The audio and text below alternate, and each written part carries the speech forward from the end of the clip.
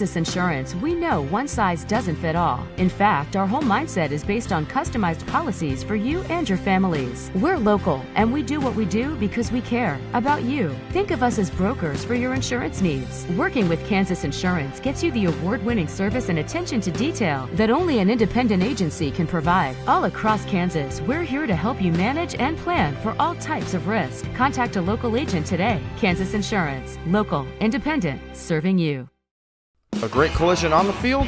Awesome. An awesome collision on the road?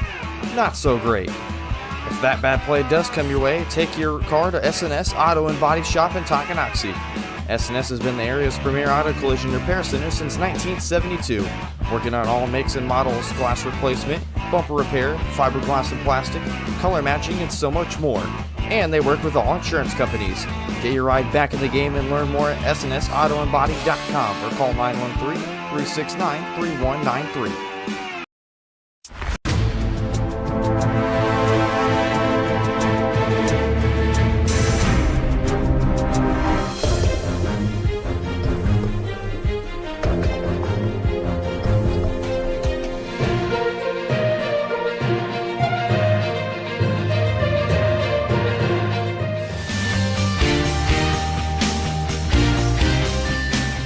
For a winning team, contact White Birch Properties, the real estate MVPs. Shop local and save at Brothers Market in Tonganoxie, where we treat you like family. Brothers Market has great everyday deals throughout the store. Enjoy fresh cut steaks from the meat department, the freshest fruits and vegetables from the produce aisle, and savor the flavors from the bakery. Check out their weekly ad to get the best deals on what you need. From apples to aspirin, Cool Whip to cool crisp lettuce. Brothers Market, open daily. Learn more at shopbrothersmarket.com.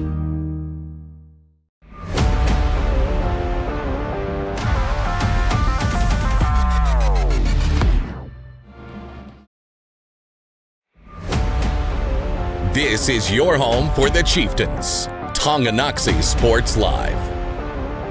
Tonganoxie Sports Live is presented by Kansas Insurance, locally owned and operated. Kansas Insurance agents have years of industry experience. Learn more at kansasins.com.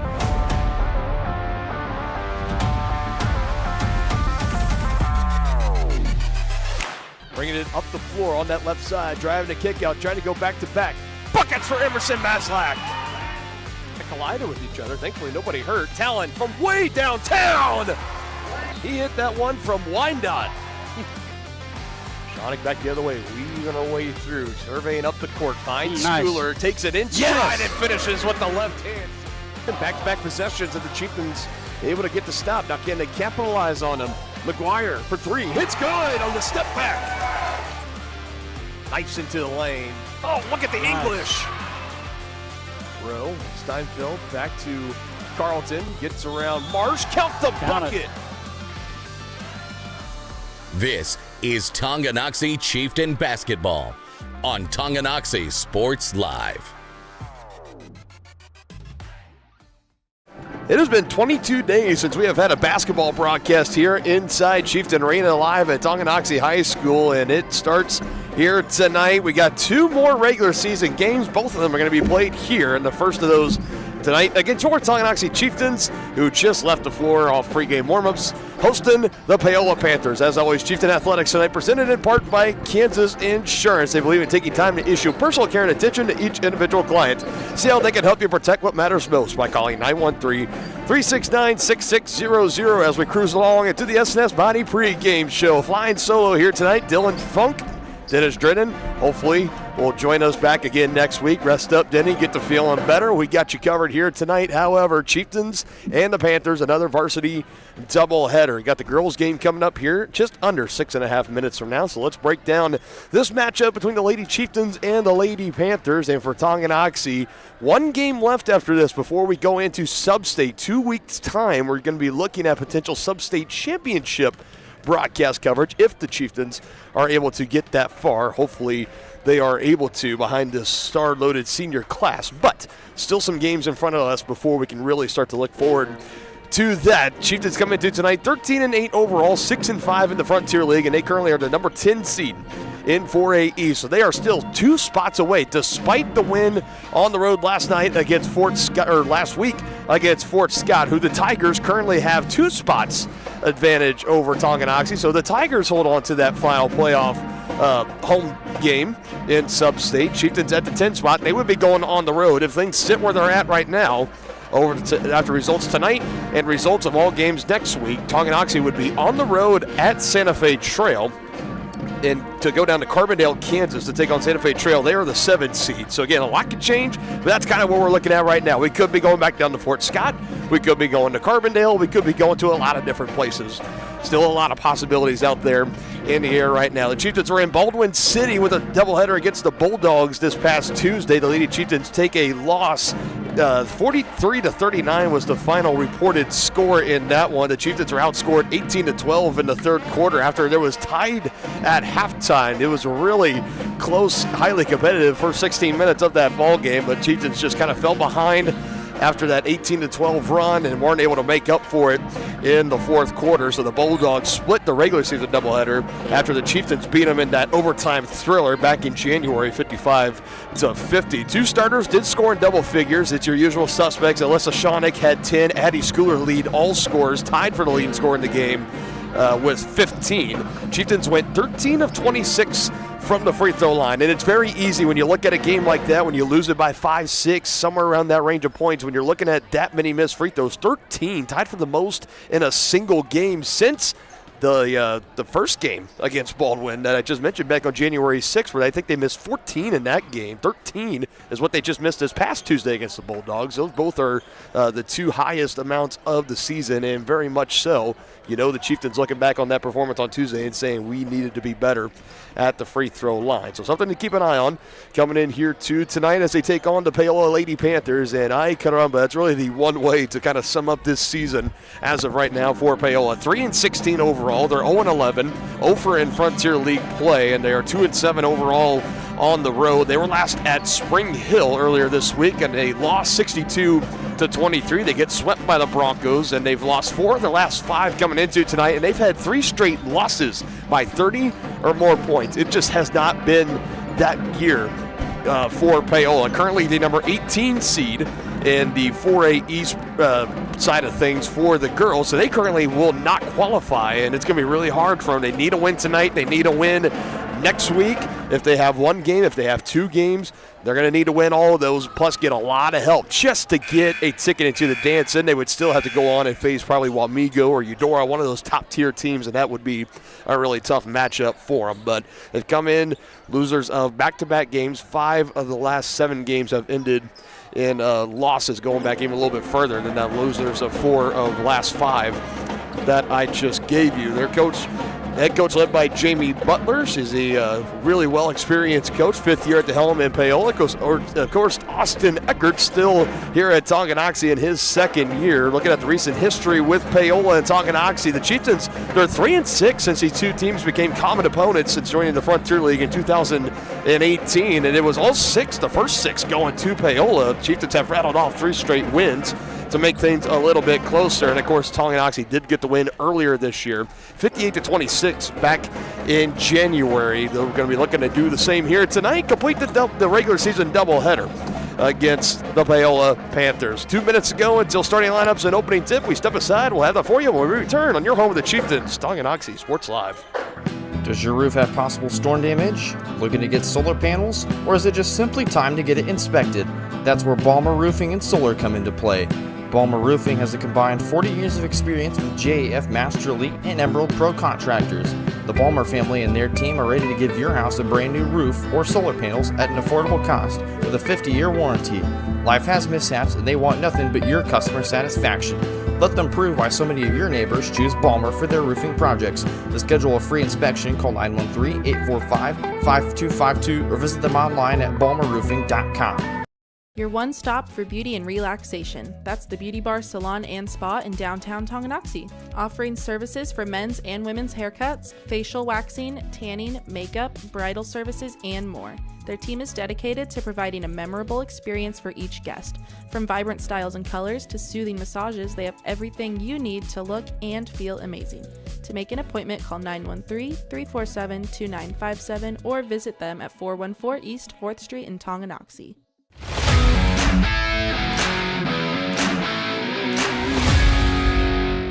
Again, you've been watching the S&S Body pregame show since 1972. S&S Body Shop has been the place to go to in Tonganoxie for auto, body, and repair work.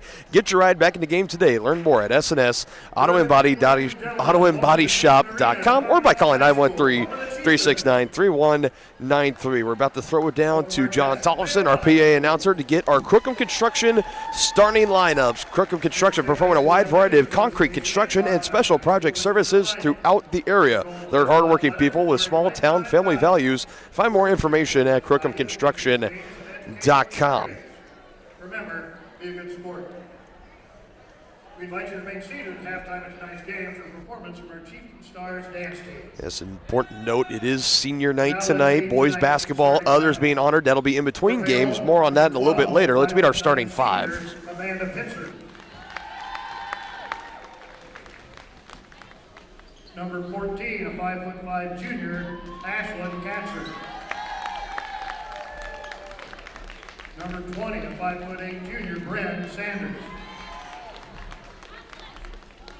Number 33, a 5'7" freshman, Allie Ball. And number 35, a 5'7" senior, Elizabeth Snail. Head coach for Paola is Jamie Butler. And now let's meet your Tonganoxie Chieftains. Number 1, a 5'3" senior, Alyssa Schoening. Number 12, a 5'8" sophomore, Ashley Grudy. Number 22, a 5'2" senior, Jayla Herrera. Number 33, a 6'1" junior, Addie Stuhler. And number 55, a 5'11" sophomore, Adeline Johnson. Head coach for the Chieftains. All right, so you see it right there. We are playing our 22nd game of the season. This is the first major tweak to the starting five for Coach Eckert. As we wrap it up here in the S&S Body pregame show, we are ready to get things started here tonight, a part of senior night here for basketball. Adeline Johnson, her first start of the season. She's been playing her tail off for the past few weeks, few games, and she's out there for the start. Kalia Baldock just having some inflammation in her knee. It's been bothering her a little bit. Coach Eckert says she's been taking it easy the past couple of days. Not quite 100% to go tonight, but realizing that the playoffs and everything just around the corner, better to sit your senior leader inside and just give her the night off here against a very vulnerable Paola team. Adeline Johnson getting her first start. She should be able to hold the fort down inside. Outside of that, it's the same four, and the center circle tip goes to Addie Schooler and Tonganoxie, and here we go.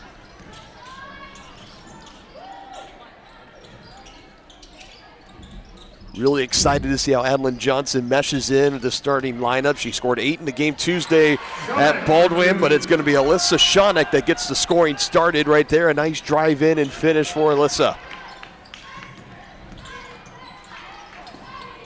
Chieftains started their first game as right out of the gate, Paola is going to turn the ball over.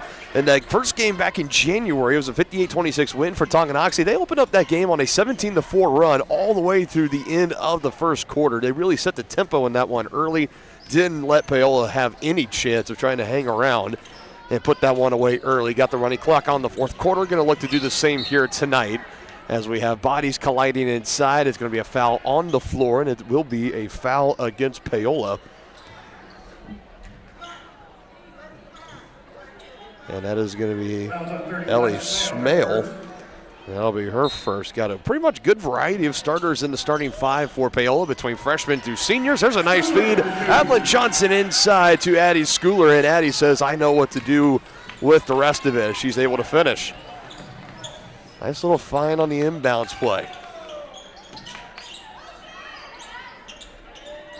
Addie had a great game on Tuesday. 15 points, 10 rebounds, as there's the second turnover for Paola.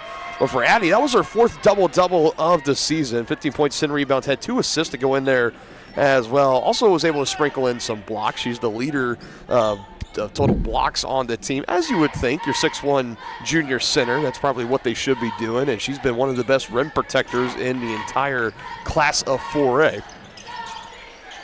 Trying to go downside to Johnson. It was the feed from Bruni, and it's knocked out of bounds. That's Bryn Sanders down low for Paola. She's out there with Amanda Pitzer, Ashlyn Katzer, and Hallie Ball and Ellie Smale. Those were your starting 5 for Paola. Johnson quickly out of her hands. Schooler going to work, and Addie draws the foul, and she will be going to the line for a pair. And that'll be the first personal foul on Amanda Pitzer. And Addie, she wastes no time. As soon as she gets the ball down inside, that's been the big growth in my eyes for her from last year, even her freshman year, to this year as the bank is open on the first free throw attempt. It's her lack of hesitation. When she gets the ball, she turns around and she starts to attack. She's not really hesitating. She's not dipping the ball down low. That's where we saw her turn the ball over a lot last year. She's been much better at it this year. Has also been getting very good at the free throw line. She's got 4 of the 6 to start this one for Tonganoxie on that 2-for-2 trip. It's going to be even more fun to see her grow and develop, be one of the strong leaders of this team as a senior next year. Going to be one of the key returning pieces for Coach Eckert in 2026-2027. Here she is coming over, batting that one out of bounds as that was Pitzer trying to back down on Shawnick, and it's Addie that swats it out. We'll have an inbounds play for Paola. Still looking for their first points. About a minute and a half into this one. Just over a minute and a half into this one. Scanning around, going to her right. That's Pitzer. She comes to her right, and it's going to be an offensive board. That was Smale inside that got it, but she traveled with it. And that's 3 turnovers now for the Panthers. Mentioned it's been a struggle this year. The head coach, Jamie Butler, 5th year at Paola. She knows ball, a former 2010 national champion. She played college at Emporia State University. Been dealing with a little bit of a rebuilding process in Paola from this year into last year as well, as Tonganoxie turns it over for the first time. For Coach Butler, her Panthers are 3-16 overall, winless in Frontier League play, 0-11. As we'll see a substitution, Lola Canales, number 4, is going to come in for Paola. Panthers have not beaten a team in Class 4A or higher. They have played the Broncos twice, the Braves twice, being in the Frontier League. Those are the 2 5A schools. Obviously no wins in 4A. There are 3 wins on the year. You got 2 against Osawatomie of Class 3A and Sabetha of 3A. That's been all the wins this season for Paola. So if they can come in and get this one here tonight, you can imagine for all the folks down in just not quite down in southeast Kansas, but right before that, this would be a huge win for them and a huge upset as they turn it over for the 4th time. So if you want to try to come in, pull off the big upset, you got to find a way to take better care of the basketball, as that's their 4th turnover on their 5th or 6th possession of the ball game, somewhere around that mark. Chieftains working with a 6-0 lead, trying to build on it here. Here's Herrera. She'll pull the trigger, and she'll knock it down on the feed from Alyssa Shawnick.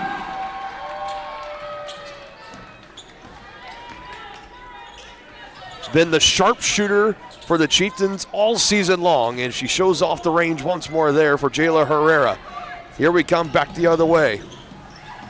Shawnick hesitates, now finds Bruni. She wants a 3. She gets a 3! Bruni and Herrera go back-to-back, and the Chieftain lead is now 12. And a timeout called here by Paola. They need it. What a run here for the Chieftains. This last 3 from Ashlyn Bruni following the suit of Jayla Herrera has Tonganoxie out to a 12-0 lead. More Chieftain basketball when we return. Does your roof have possible storm damage? Looking to get solar panels? Or is it just simply time to get it inspected? That's where Balmer Roofing and Solar come into play. Balmer Roofing has a combined 40 years of experience with JAF Master Elite and Emerald Pro contractors. The Balmer family and their team are ready to give your house a brand new roof or solar panels at an affordable cost with a 50-year warranty. Life has mishaps and they want nothing but your customer satisfaction. Let them prove why so many of your neighbors choose Balmer for their roofing projects. To schedule a free inspection, call 913-845-5252 or visit them online at balmerroofing.com. Inviting, connecting, serving, and growing. That's Grounded Coffee House in downtown Tonganoxie. Enjoy the best cup of coffee in town 6 days a week and pair it with freshly made from scratch pastries, muffins, cinnamon rolls, and so much more. Plus, check out their beautiful event center, Grace Hall. Perfect for your next gathering, celebration, wedding, and party. All profits go towards local and international charitable projects and organizations. Drink local, support local at Grounded Coffee House. Place your order for dine-in or carry-out at groundedcoffeehousetonganoxie.org.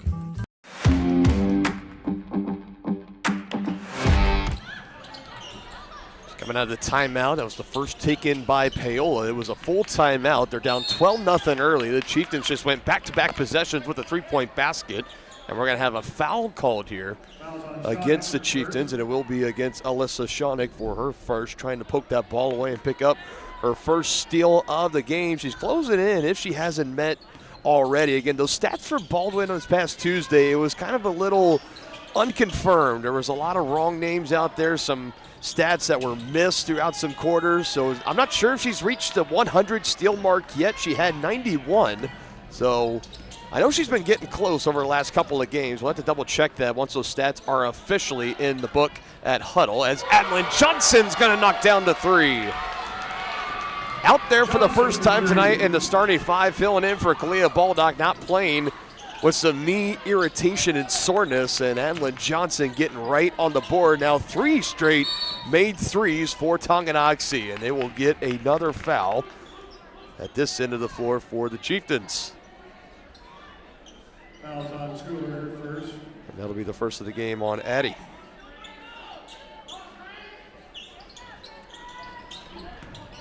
Imagine it's going to be a long line on that offensive end for Tonganoxie. The way the three ball's been going, everyone's going to want to get a hand on it and say, let me try to make one. Wouldn't be surprised we see Alyssa try to make one. You've had Johnson, Herrera, and Bruni, not necessarily in that order. It was Jayla, then Ashlyn, and then Adlin. That was the exact sequence of the last threes that have come out. A couple of subs going to come in for Tonganoxie, including Lauren Brewer, is expected to see more time tonight, again with Baldock not suiting up. Chieftains just passing it around the horn right now. Now going to look to penetrate. Addie just beyond the free throw line, finds Herrera on the right wing. A drive and a kick. Bruni trying to go inside. Power pass. Schooler double team, trying to go through it. Johnson there to clean up the crumbs.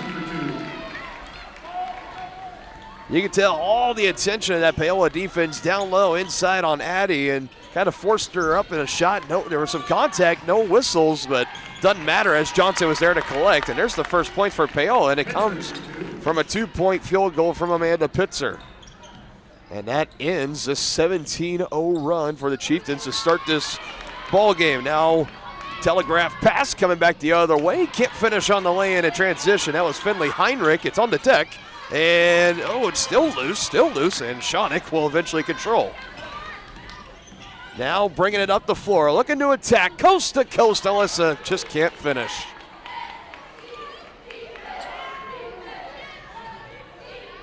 One of her signature plays is the way she kind of weaves her way up the floor, finds the open man, or just takes it herself. Tried to do it there, it was just a little bit short. Now we got a 30-second timeout here taken by Tonganoxie, as Coach Eckert wants to take a few minutes.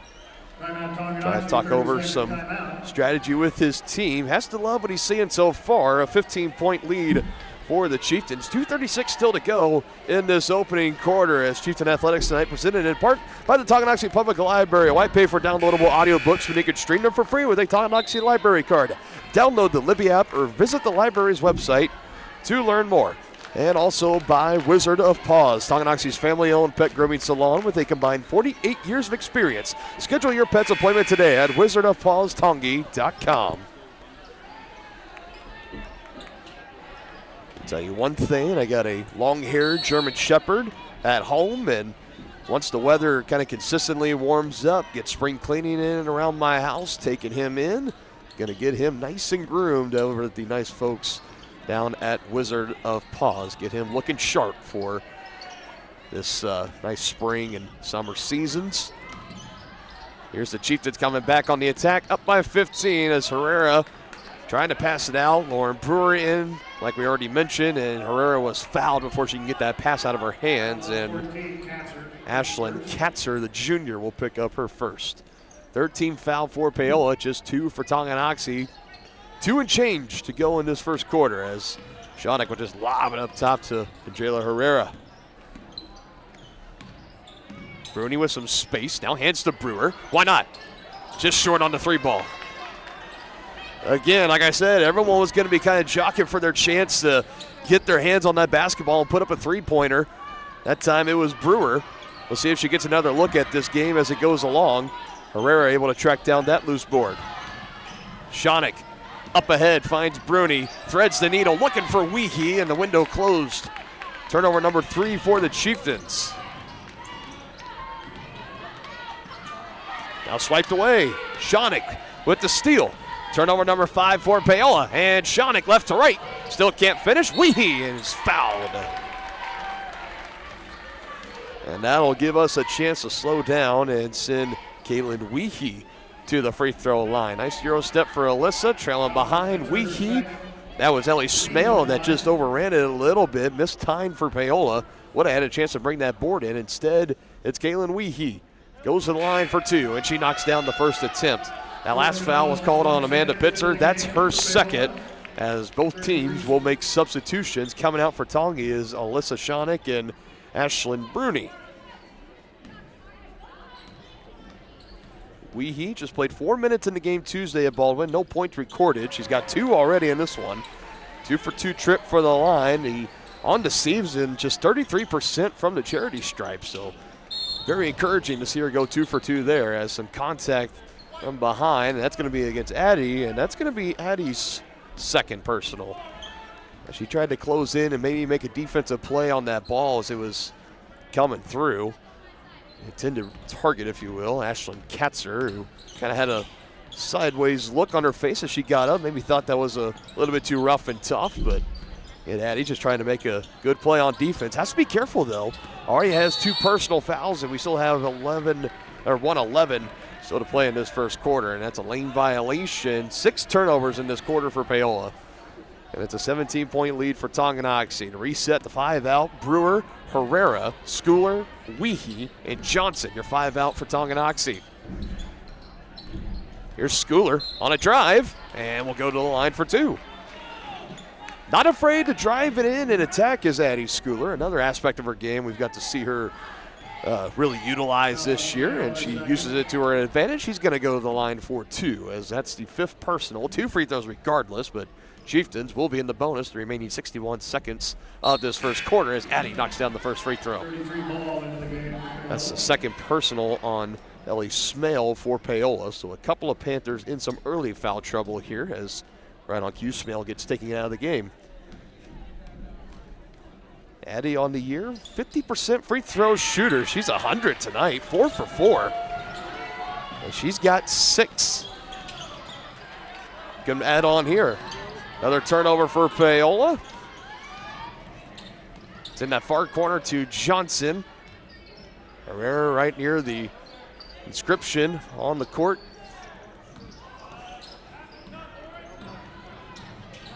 And trying to drive inside was Addie. Had it taken away. There was some kind of miscommunication there between her and Lauren Brewer. Not sure what had happened there. Addie wasn't quite expecting the ball back. Tried to drive, made something happen. She gets the board on the other end, and the shot clock will be off here for the Chieftains as Addie Schooler will bring it across the timeline. Why not cap off a 21-point first quarter, a 19-point lead? It's in the hands of Herrera, but why not give Addie Schooler a chance for a 3-ball here? Why not? She's shown the capability to make them. It's in Herrera's hands. Now the far side, Johnson for her second. It's short. Schooler, yes, at the horn. And that will feel just as good as a 3 at the horn. Addie Schooler gets the rebound and gets the putback right as time expires. A 23-point first quarter for Tonganoxie. Addie Schooler with 8 of them. It's a 21-point lead for the Chieftains as we go to the second. Hi, do you offer insurance bundling? Enter authentication code to start transaction. Where would I get the code? Please enter code Okay. Sometimes humans are just more helpful. Wrong. Let's talk about bundling and see if there are other ways for you to save with a super check. That sounds great. Here, take a look. Farm Bureau Financial Services. It's your future. Let's protect it. Contact Farm Bureau agent Tex Vandervoort in Tonganoxie today. At Fort Scott Community College, we understand that a scary part of figuring out your future isn't only answering the question, what should I do, but where do I belong? Maybe you belong here as part of Fort Scott Community College's John Deere Tech program. Maybe you belong here as part of the perennial playoff-bound Greyhound baseball team. I don't know where you've been or where you're headed, but I know we're saving a spot for you because you belong at Fort Scott Community College.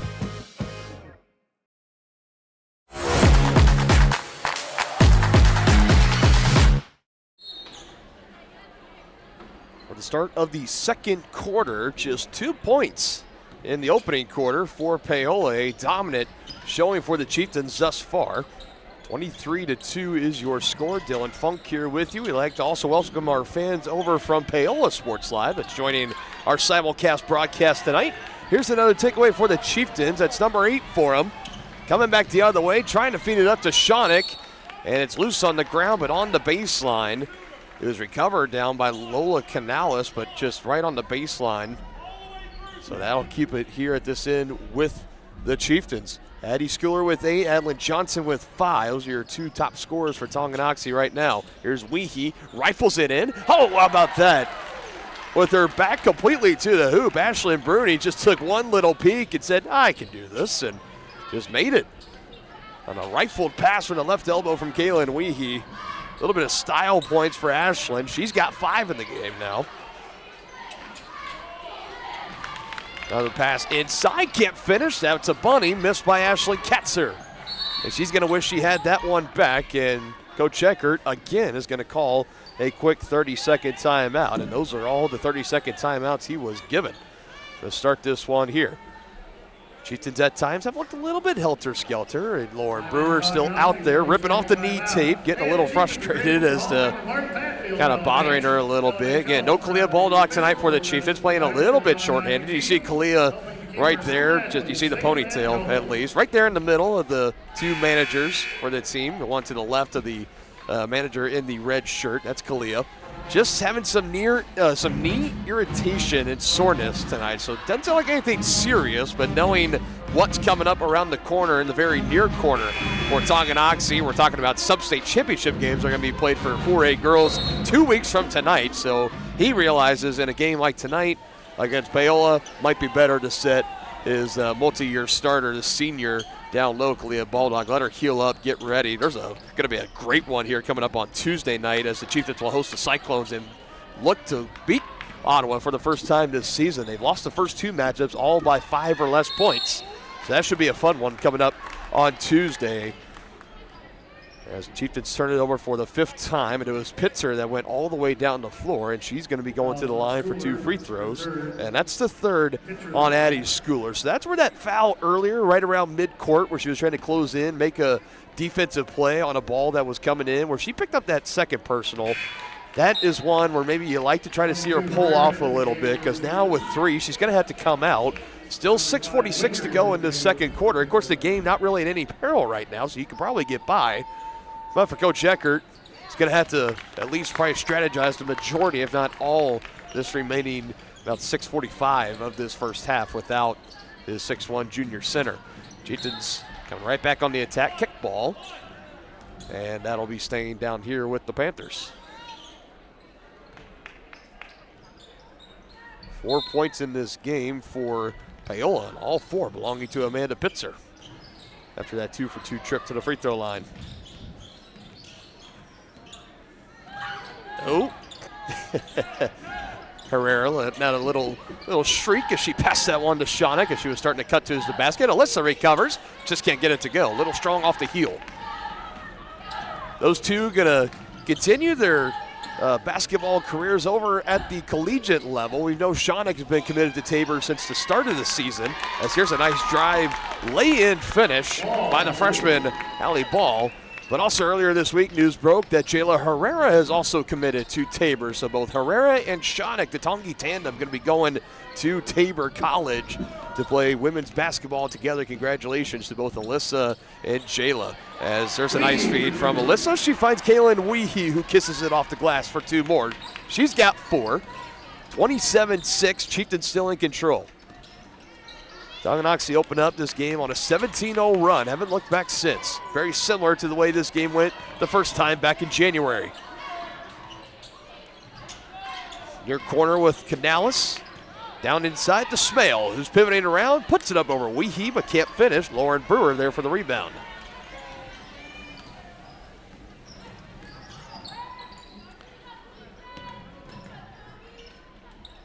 Extra pass, left wing Schoeneck.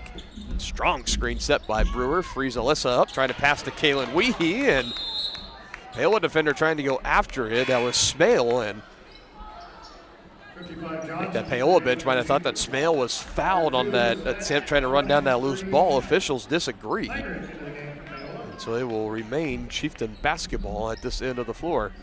That was Weehee that made a strong closeout there at the end. Definitely some contact, but I don't think not enough really to warrant a foul. And that's how it rolls on as Evelyn Johnson makes another bucket. She's got 7. Already has a 3-pointer in this game, making her very first start of the season. She's appeared in now all 22 games, but tonight making her first start in the place of the injured Clea Baldock. At 8, the past game against Baldwin did Adlin. She had a great game last Friday on the road at Fort Scott as Schoeneck puts up her second field goal.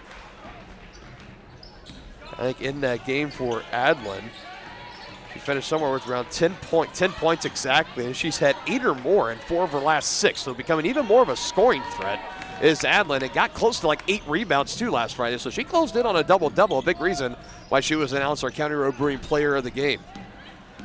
Schoeneck. Foul is on the floor, so no basket. A block going to be called here on Finley Heinrich as Schoeneck was trying to make her way around. Or ball, rather. Both teams, 1 team foul. About the halfway mark of the second quarter. It has been all Chieftains in this one. Celebrating some of our seniors tonight. Gonna have the recognition for the boys basketball team, and I believe you've got some band members and maybe some cheer and dance in between games. We'll have the official rundown for you at halftime and relay that along. So some senior night recognitions tonight. The rest are going to be happening on Tuesday in the final home game of the regular season as Tonganoxie will host Ottawa in a doubleheader. Addie Schooler coming off the bench. She's going to be checking back into this game. Has to be careful with those 3 personal fouls. Meanwhile, the foul for the Chieftains was tagged to, waiting for the official confirmation from our PA. I think it was Kaylin Weehee. Now they got it on the scoreboard as Weehee, so mark her down for her first. She gets checked out. Addie Schooler trades spots with her. More free throws on the way. It's no good.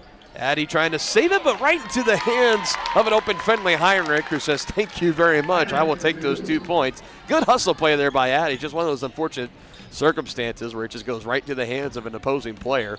Always love to see that hustle, though. Johnson, pull up at the lane. Good. Adlin Johnson knocking on the door of a new career high. She's got 9, so her next field goal will give her 11. That would set that new high already. And she can get it done here in this first half. Very, very impressive. Has continued to play well here really in the month of February. It has belonged to Adlin Johnson. That'll stay down here with the Chieftains. This is their first game at home in February. The last home game was January 29th. That was a Thursday night game here against Bonner. The Chieftains were then on the road at Turner that following night. That's where we saw Alyssa Schoeneck reach the 1,000 career point milestone. And the Chieftains have been on the road ever since. Now, granted, originally in the regular season, that Fort Scott game was supposed to be here at home, but with the 4A Super Regional Girls Wrestling Tournament, that kind of shuffled some things up a little bit. So Fort Scott will be coming here next year when we were supposed to be going to Fort Scott in 2020, later next season. which is fine. I mean, it was a good road trip. It was a good atmosphere down in Fort Scott. We look forward to hosting the Tigers in about a year's time. Meanwhile, Shawnick, free ball is good. And the first three-point basket for Alyssa Shawnick on the night. The Chieftains closing in on a handful. 7 on the night for Alyssa. Basket hard off the heel, put back way off target. Johnson the rebound. The last put up by Amanda Pitzer. Might have lost it on the way up. It's a jump ball, and that'll be Chieftain basketball. 2:31 to go in this first half. Can the Chieftains eclipse 40 points? Let's see if they can do it. They got themselves in great position. And count the bucket on the drive-in by Alyssa Shawnick. Good by Shawnick. So she can get 10 at the line here. Foul is on Smale. Third. Third personal on Ellie Smale. Shawnick at the line, puts it up, and is good. We mentioned the struggles for Tonganoxie at the line on Tuesday, 13-26 as a team. And Alyssa in that game was only like 3 of 8. Again, the stats are very unofficial against Baldwin, but she was well under 50% after having some struggles earlier in the year. She really put them behind her over the last about 6-7 games or so. I know, 6-7 joke for all the young kids watching at home possibly.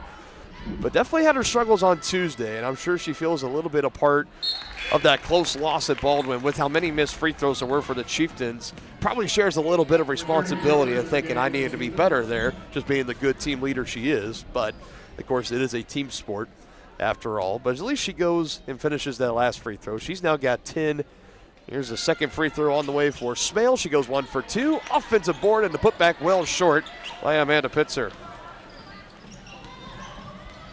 A 30-point lead for the Chieftains. Johnson for the new career high, and it's no good off the glass. She's sitting at 9 right now. She had 10 last week at Fort Scott. Next bucket, or just 2 points, however she collects them regardless, will put her at a new career high. Here's a rebound. That's May Steven, number 4 down inside. Jump ball, and that'll keep it down here with the Panthers. You expect it in a game like this for Coach Ecker. We're going to see a lot of variety in that bench. It's May Steven out there, the 5'3" sophomore. She wears number 4. Hasn't seen very much varsity time this season, but expect that to change here tonight as Lauren Brewer rips down that rebound. Another player that's been seeing a lot of time as of late for Coach Eckert, Lauren Brewer. She's appeared in now 14 straight games, and a splashdown 3 for Ashlyn Bruni. It is raining threes in this first half for Tonganoxie, and a timeout called by head coach Jamie Butler and the Panthers. Ashlyn Bruni, her second from downtown, pure money.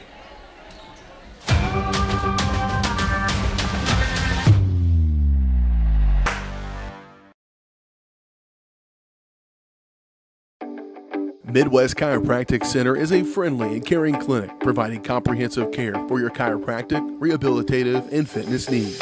Upon entering one of our offices, you are treated like family. The staff cares about your health, and their approach to care proves it. With 3 locations in Tonganoxie, Lansing, and Bonner Springs, plus some Saturday hours, Midwest Chiropractic Center is dedicated to offering affordable, gentle chiropractic care. Midwest Chiropractic Center, getting you back to active.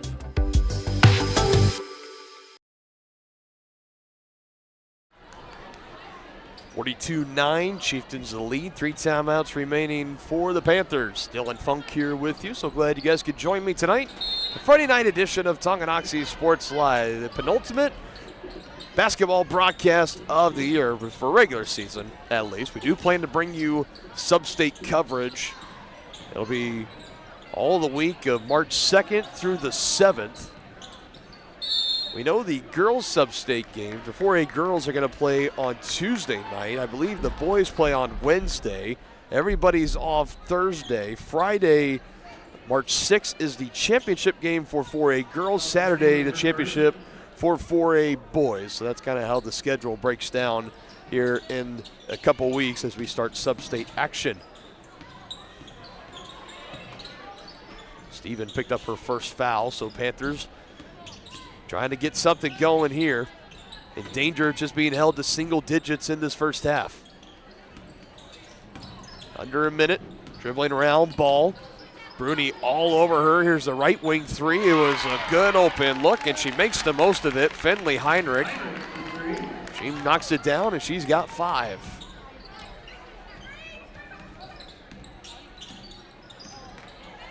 Who wants to answer? Steven! Hard off the heel, but Johnson, trying to get down that loose board, but it's eventually controlled by Smale. I thought she was going to get it, maybe get a second chance. Now the Panthers, with the shot clock off, can hold the final shot, have the last word of this first half. Steven, aggressive defense on that far side, smothering, if you will, on ball. Panthers scrambling, it's loose on the deck, nearly double-digit turnovers right there. That would have been their 10th. Now Smale, 3 seconds, 2 seconds. Johnson all over. They're not going to get a shot off. A good defense to hold the fort down for Tonganoxie there at the final home stretch.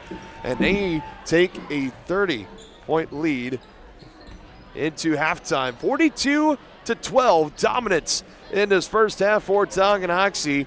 The 3 ball's alive and well. Ashlyn Bruni, she's got 2 of them, 8 total in the game. We'll be back with more stats in the White Birch Property Halftime Show.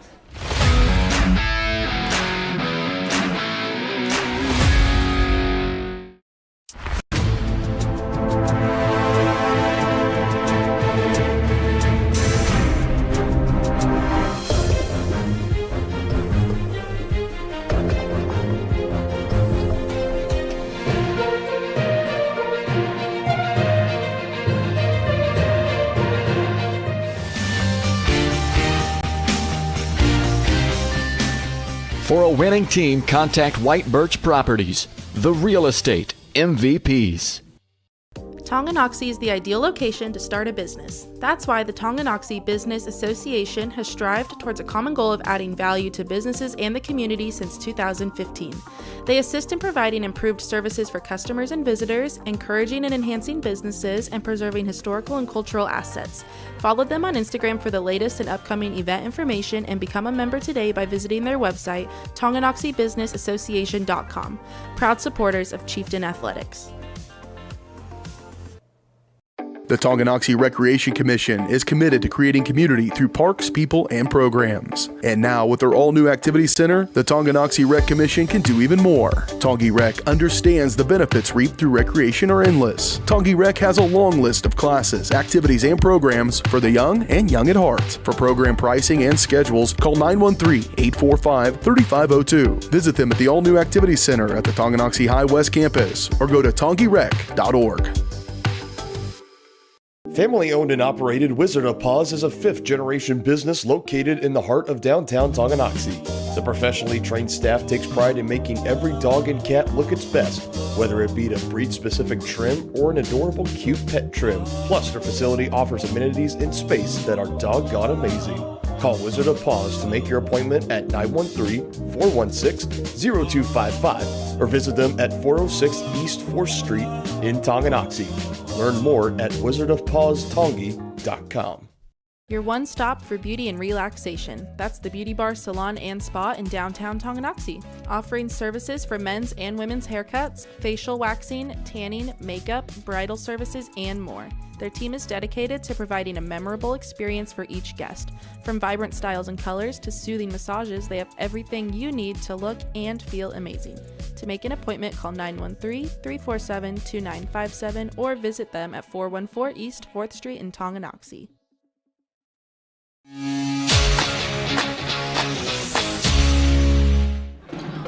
Welcome into the White Birch Property Realty Executives Halftime Show on your home of the Chieftains, Tonganoxie Sports Live. White Birch Properties is ready to help you buy or sell that next house and lead you to success in the real estate game. Visit them at 1203 State Avenue, Suite B in Tonganoxie, or call 913-417-1007. All Chieftains in our first game of our doubleheader between Tonganoxie and Paola. 42-12. is the halftime score of our girls game. Running through the scoring for both teams, Alyssa Shawnick with 10 for the Chieftains. She is the leading scorer, the only scorer for either team in double figures right now. Not too far behind, Adlin Johnson with 9 and Addie Schooler with 8, despite being fairly limited in that second quarter to a degree with 3 personal fouls. No problem for Addie. Ashlyn Bruni also with 8 points on 2 of 2 shooting from three-point range. She's having a terrific night. 4 for Kaylin Weehee and 3 for Jayla Herrera, who made her lone three-point attempt as well. As for the Panthers, it's fairly limited. You got 4 for Amanda Pitzer, 5 in the leading scorer in the team, and Finley Heinrich, the freshman, doing everything she can. 2 for Haley Ball, another freshman, and Elizabeth Smale has 1 on a 1-for-2 trip at the free throw line a little bit earlier. Tonganoxie finishes that first half shooting 63% from the field. Unreal stuff, and 63% from three-point range. They are 5 of 8 in this one. That is incredible stuff, and a perfect 7 of 7 from the free throw line. Very, very hard for Coach Eckert and company to look at that stat sheet and look at those numbers and just be like, man, this is just not going our way right now. Almost everything is going the Chieftains' way right now. As for the Panthers, just shooting 19% from the field, 4 of 21, 1 of 3 from downtown, that's 33%, and 3 of 6, or 50% from the free throw line. For Paola. This game started out for Tonganoxie on a 23-2 run. They started 17 unanswered in this game, and again, just like they did in the first matchup, they closed that first quarter on a 17-4 run. This one, they closed it on a 23-2 run. 19-10 was the margin in the second quarter. A little bit closer, but still in favor of the Chieftains. A big reason that they have this big 30-point lead right now at halftime. As halftime festivities continuing to roll along here inside Chieftain Arena. The boys are out on the floor right now getting their warm-up shots in. Really, if you're looking at some, if you want to grasp at straws, if you will, for Tonganoxie, the turnovers in that first half, there were a couple of times where you've had Lauren Brewer in the mix, you've had May Stevens, some of these players that have some fairly limited, if any, varsity experience this season. And we saw Coach Eckert take a couple of timeouts when things kind of got a little helter-skelter out there, a little bit miscommunication. 5 turnovers in that first half for Tonganoxie. They did take 10 from Paola, and you want to look at the margins on the points off turnovers, 18-2 in favor of the Chieftains. So still, even with those 5 turnovers, you've only have given up 2 points off of them, and you've taken away 10 and have added 18 more points off of those as well. So got to take, always want to take better care of the basketball going forward into this ball game. Outside of that, really, I mean, everything's coming out the Chieftains' way right now. I mean, 18-10 to nearly doubling up the Panthers on rebounds, 18-10 in favor of the Chieftains.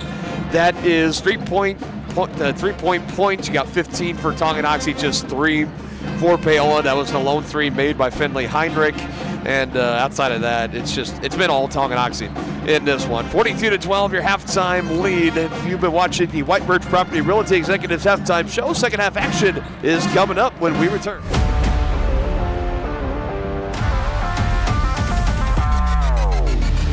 Have you heard of Genesis Schools?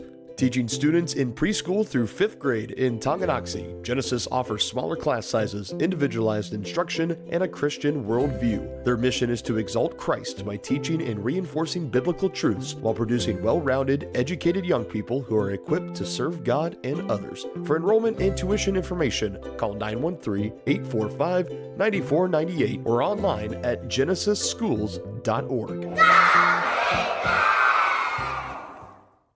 More toppings, more taste, more value. Gambino's Pizza. You're gonna love it. Taste mouth-watering flavors in our new chicken bacon ranch pizza. Bring a crowd to feast on our 11 toppings mobster pizza. Pizzas with quality meats and a 100% real cheese, like our triple tasty seasoned sausage cravers pizza. Try favorites like pastas, calzones, sandwiches, appetizers, salads, and desserts. More toppings, more taste, more value. Gambino's Pizza. You're gonna love it. At Fort Scott Community College, we understand that a scary part of figuring out your future isn't only answering the question, what should I do, but where do I belong?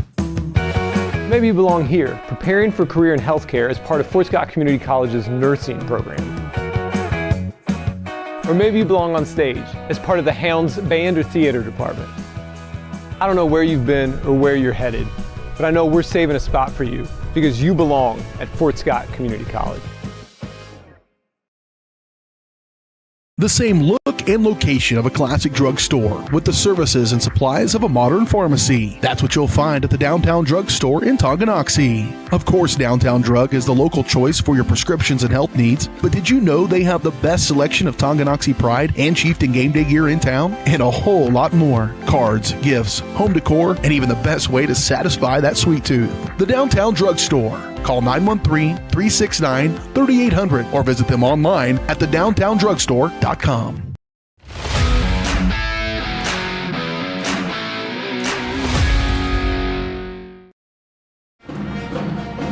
Wrapping up here in our coverage of the White Birch Property Realty Executives halftime show. It's a 30-point lead for Tonganoxie, 42-12 over the Paola Panthers, trying to complete this regular season sweep against Paola, hand them their third straight loss and their sixth loss in the last 8 games. They were dominant in the first half, started the game on a 17-0 run, haven't looked back since. Some of your top scorers for Tongi: Alyssa Schoenig, the only double-figure scorer with 10. Adeline Johnson just behind her with 9, and 8 apiece for both Addie Schooler and Ashley Bruni for the Chieftains. And your leading scorer over on the side for Paola, it's the freshman Finley Heinrich, who had a 3-ball late. She's got 5.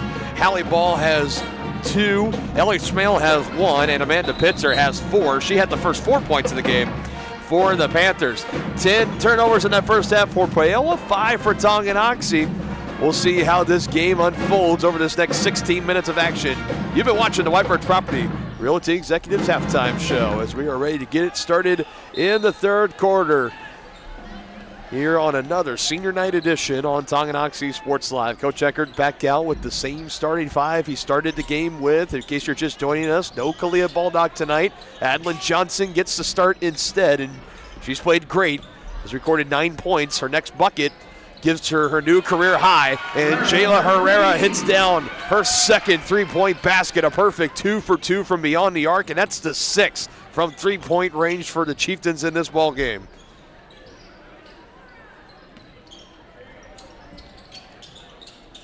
It has been a great 3-point shooting night for the Chieftains, upwards of 65%. Now Schoenig trying to hustle her way up that baseline and try to get the ricochet in there late off of Katzer, I believe, or no, that's Ball that was tracking her down, and I think they're going to say Alyssa stepped on the baseline, rocking the money shoes once again tonight. She's gone for that, the green sneaker look all of this season. She did it all of last season too. Denny has famously coined them her money shoes, if you will, and she's been money for the Chieftains, the all-time leading scorer in this girls basketball program history. And she's been one of the great ones. Going to be a lot of fun to continue to follow her career as she makes her way up through the college ranks at Tabor next season, and who knows from beyond there. That's a shot clock violation on Paola, 11th turnover of the ball game. This has not been a pretty one for Paola. It hasn't been the best of seasons either, but trying to rally up some good hope here to close out this season as Bruni misses her 3-point attempt. Currently would not qualify for the playoffs as Paola. They are dead last in 4A East, the 18th spot, and would need to have a miraculous comeback tonight as Schooler gets a block. It's still in control of the Panthers. Here's a good look at a 3. Amanda Pitzer can't get it to go. And finally, the Chieftains will control. It's Adeline Johnson as she goes down to the ground, and that'll be a foul on Ellie Smale. So she picks up her 4th personal, and Jamie Butler, the head coach right there, trying to go to bat for her senior center inside. Power forward, if you will, but trying to go to bat for her nonetheless. And our official tonight having none of it. Herrera misses her first 3-point attempt. And Schoenig able to get to the board. Credit to Schooler. Has it blocked. Swatted away by Ashley Katzer.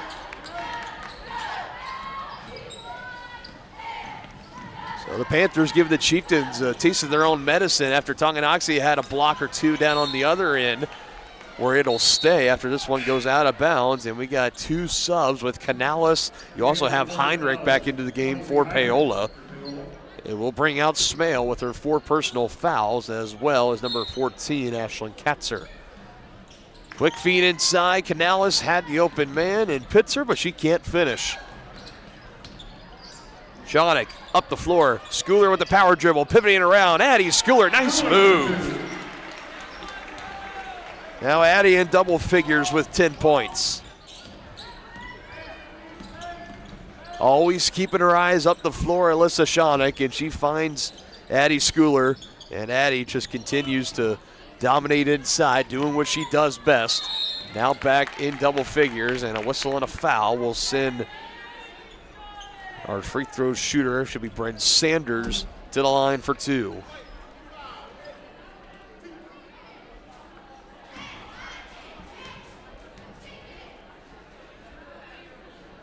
First free throw is up and good.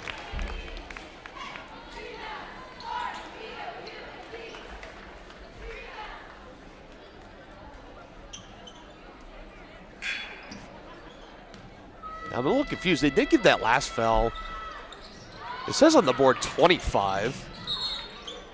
That's out of bounds, and it will be Chieftain basketball. There is no 25 out on the, unless if I all of a sudden have just forgotten how to read by numbers, but 25 for Tonga would be Zoe Klenkin, and she is, I'm not even sure if she's suited up here tonight, so I'm not sure the 25. It could be 22 or Jayla Herrera. But yeah, I'm not sure. We'll circle back on that. We'll check with our statistician at the next time out as Herrera.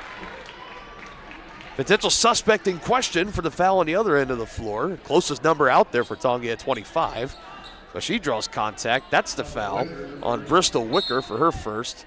Schoenig on the inbound, which is lobbing into Schooler. This is one of their favorite inbounds plays. And Addie will just drive it into the cup for 2 more. And Addie already with 12 points has been getting her fair share of rebounds as well. Could be closing in on potentially her 5th double-double and have back-to-back games with a double-double.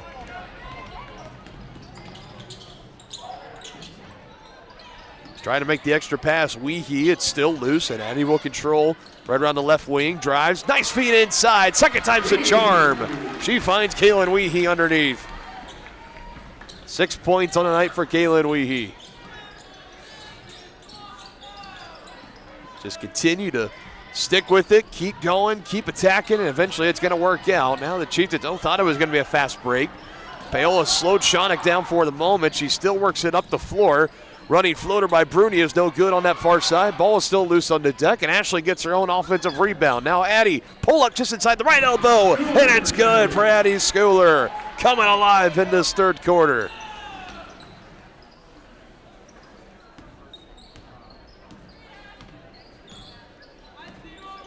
Not sure if Denny is watching back at home or not, but if he was here, he would be loving what he is seeing from Addie Schooler tonight, along with the rest of this Lady Chieftain team. Schoenig up the floor. Alyssa, can't finish. Gets her board though. Alyssa, she gets to 2. And it's the A team of Alyssa and Addie starting to take over in this third quarter. And we got another Paola timeout. 3:35 to go in the third quarter. It is a monster lead for the Chieftains on their way to their 14th win of the season. Addie Schooler having a game. She's got 14.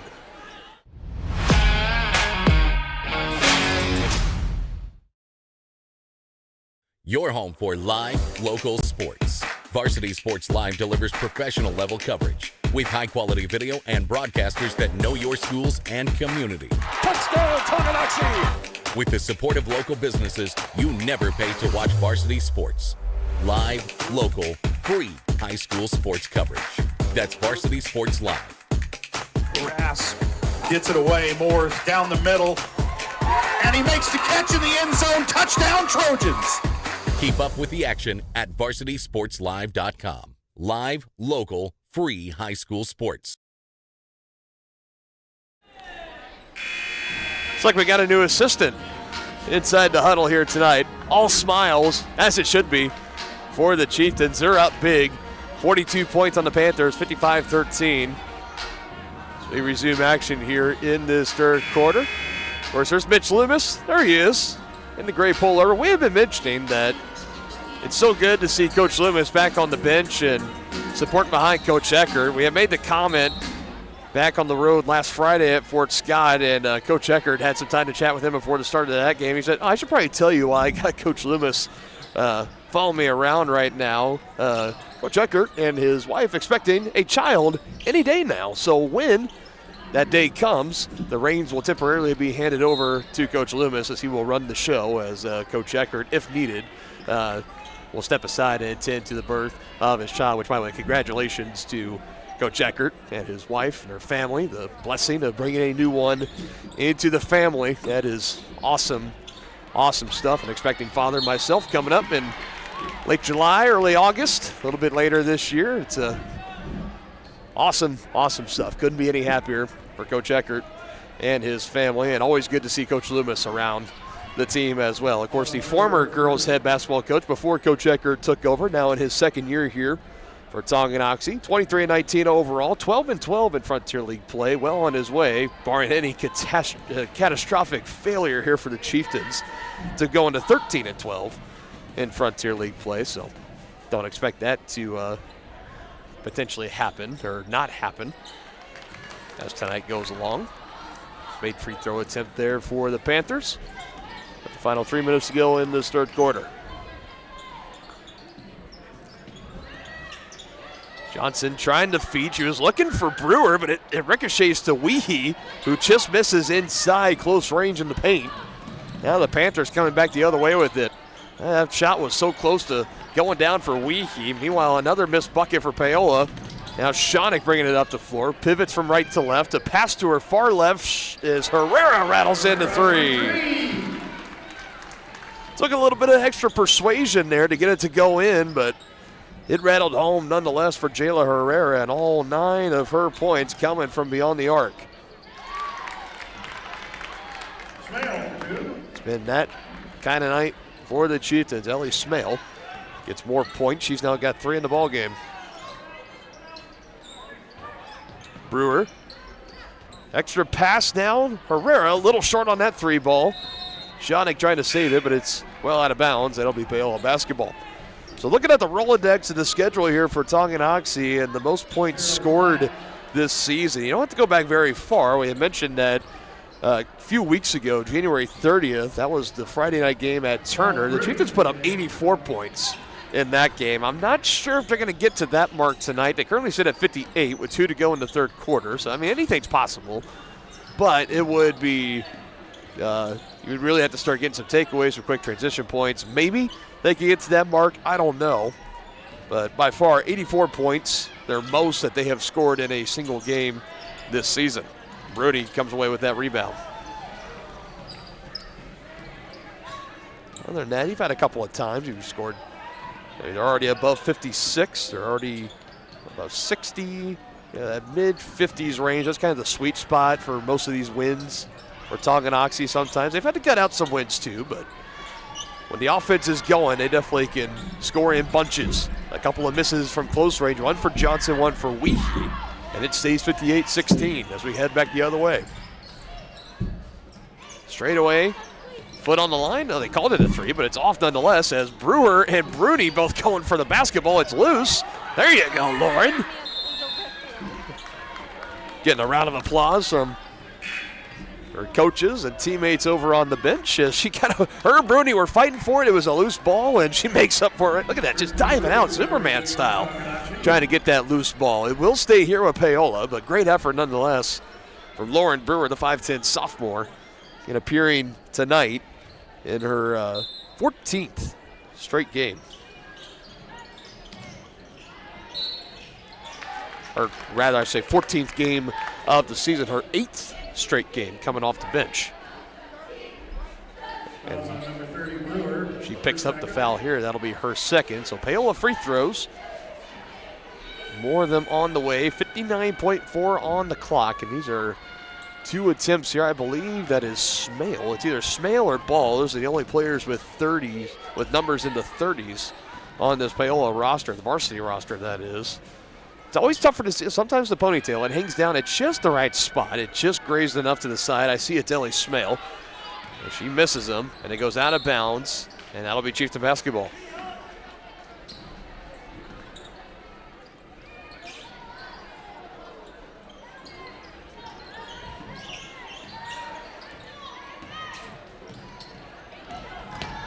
Gonna clip 60 on this possession for Tonganoxie. Here's Bruni with some space, skipping it. Free ball in the way, and it's a little offline. That was a three-point attempt from Carson Platt, who looking a little bit red in the face on that air ball, but Coach Ecker giving her all the inspiration and the motivation over on the Tonganoxie bench, and we got another foul, so more free throws for Paola.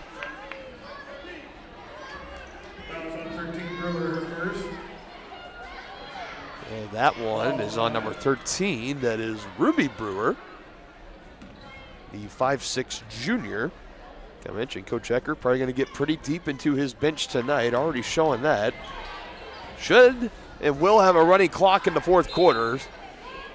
So this is the final moments, barring any potential like injury or really like brawl in that fourth quarter. That's the only thing that can really stop a running clock in its tracks. So then next fourth quarter is going to go by pretty quickly.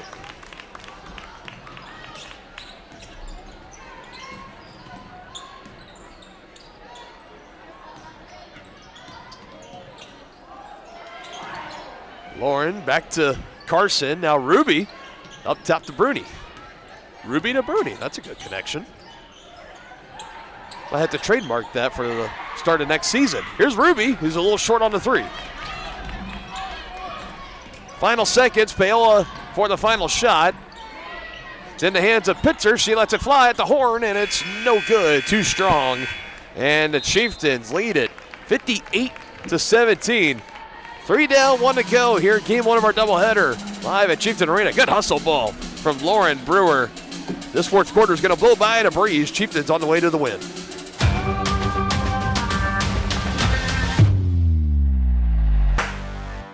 Hi, do you offer insurance bundling? Enter authentication code to start transaction. Where would I get the code? Please enter code. Okay. Sometimes humans are just more helpful. Wrong. Let's talk about bundling and see if there are other ways for you to save with a super check. That sounds great. Here, take a look. Farm Bureau Financial Services. It's your future. Let's protect it. Contact Farm Bureau agent Tex Vandervoort in Tonganoxie today. At Fort Scott Community College, we understand that a scary part of figuring out your future isn't only answering the question, what should I do, but where do I belong? Maybe you belong here as part of Fort Scott Community College's John Deere Tech program. Maybe you belong here as part of the perennial playoff-bound Greyhound baseball team. I don't know where you've been or where you're headed, but I know we're saving a spot for you because you belong at Fort Scott Community College. This one has been pretty well in hand all tonight for the Chieftains. They have led from wire to wire. Running clock is on in this fourth quarter, so we're going to be done in about the next 7 minutes, 40 seconds or so. Here's almost a near takeaway on the inbounds, but he'll stay here with the Chieftains. Looking like a more JV lineup out there right now. You got May Steven, Carson Platt, Ruby Brewer. You got Adlin Johnson still on the floor. You also have Chloe Hendrickson, a pair of veteran varsity players out there with this anchored under three. They usually get a lot of time in the JV games. And there's a foul, and count the bucket coming back the other way. That is good for Hallie Ball.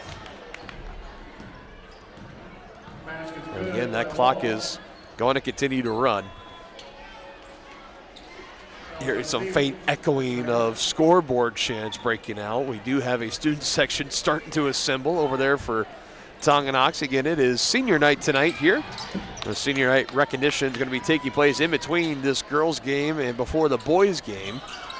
So we'll have a brief stoppage in our Brothers Market post-game show. We'll step aside, bring you the coverage of those, then we'll break down our game here. We'll go back into the S&S Body pregame show, get you set for our boys matchup, and then the tip-off of that one should be, they always have it scheduled for around 7:30, and with the running clock on, as Paola is starting to turn up the intensity on defense, I would expect we probably stay pretty close to that initial start time of around 7:30 or so. But we do have a timeout taken here My Tonganoxie, I mentioned of all the things I could stop the clock, I never figured a timeout. I don't know why I didn't say that. But a full timeout taken for Coach Checker. That leaves him with 2. Paola also left with 2 remaining in the ball game.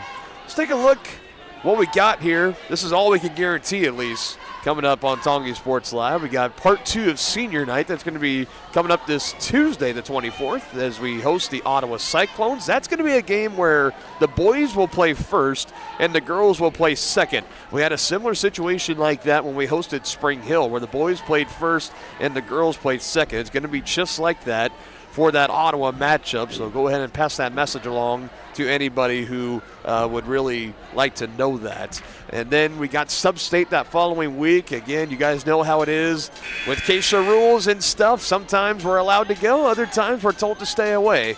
Why it's like that sometimes, I wish I could tell you. But we're going to try to bring you all the Sub-State action that we possibly can here on Tonganoxie Sports Live. Definitely pretty safe to say we're going to be on the road that Tuesday. It will be the girls Sub-State semifinal matchup. The Chieftains currently come into tonight the 10 seed.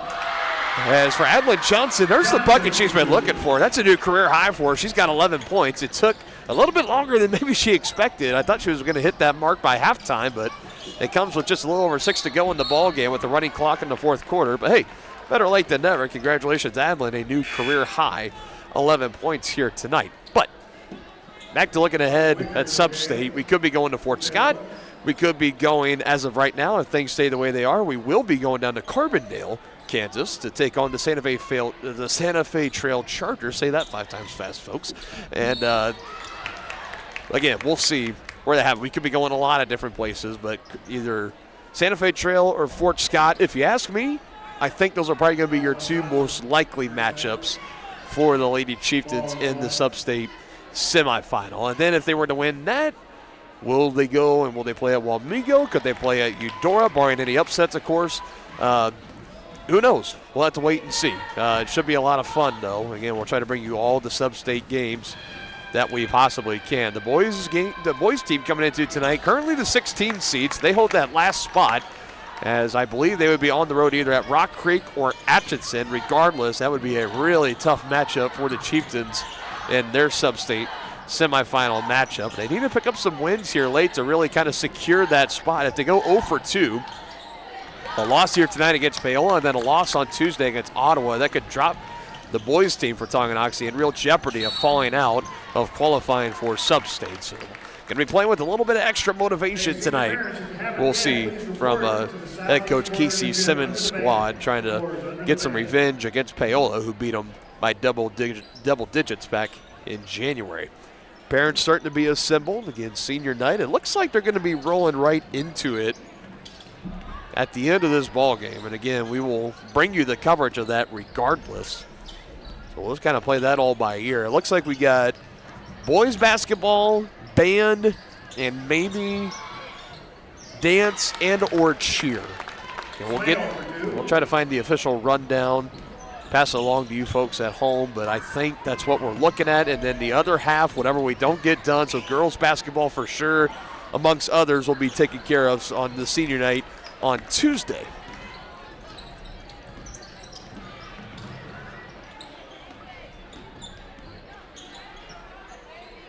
Rifling pass into the near corner. Now a feed inside. May Steven trying to play straight up defense.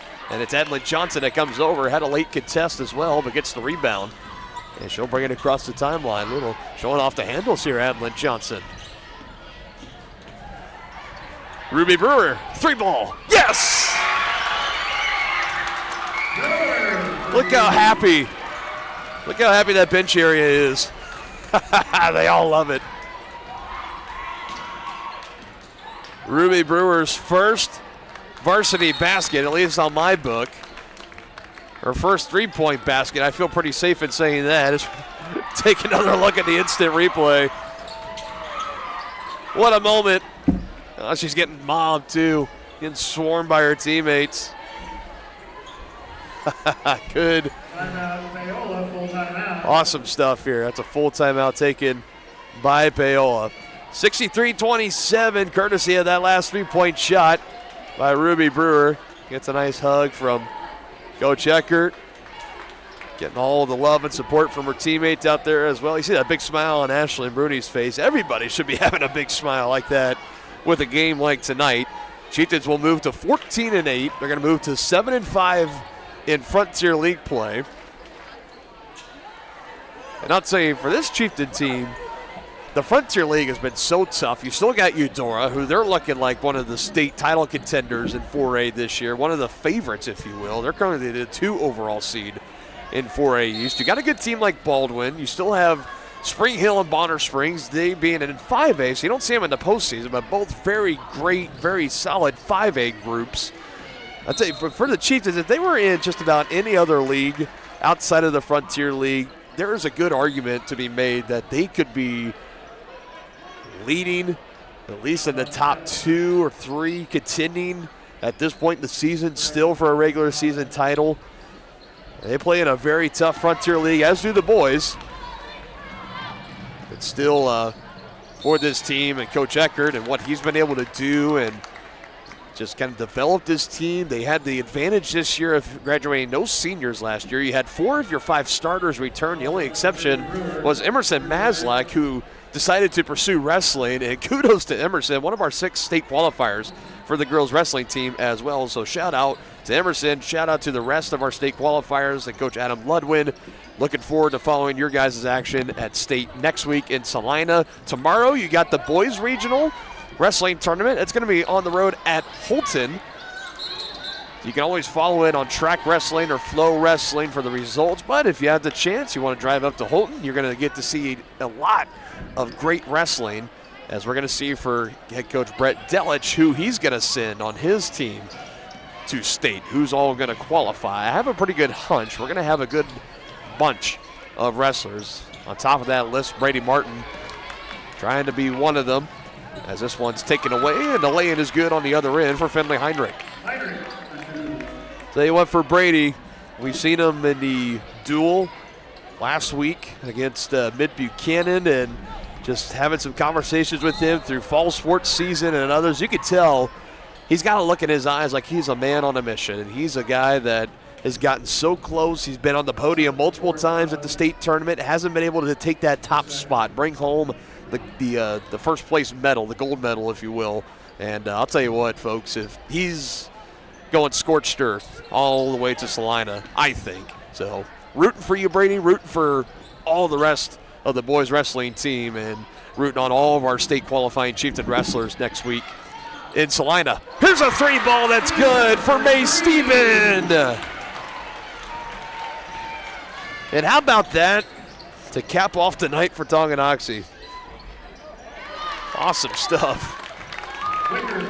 Now, it's in the hands of Carson Platt. I mean, it'd be cool to see her get a 3-point basket here, and maybe the bench trying to advocate for it. Let's see if they give it to her or not. It's on the ground, diving out for it. That's Bristol Wicker diving at the feet. It's a jump ball, but again, running clock is on. Final seconds ticking away, and that's pretty much going to do it in this one.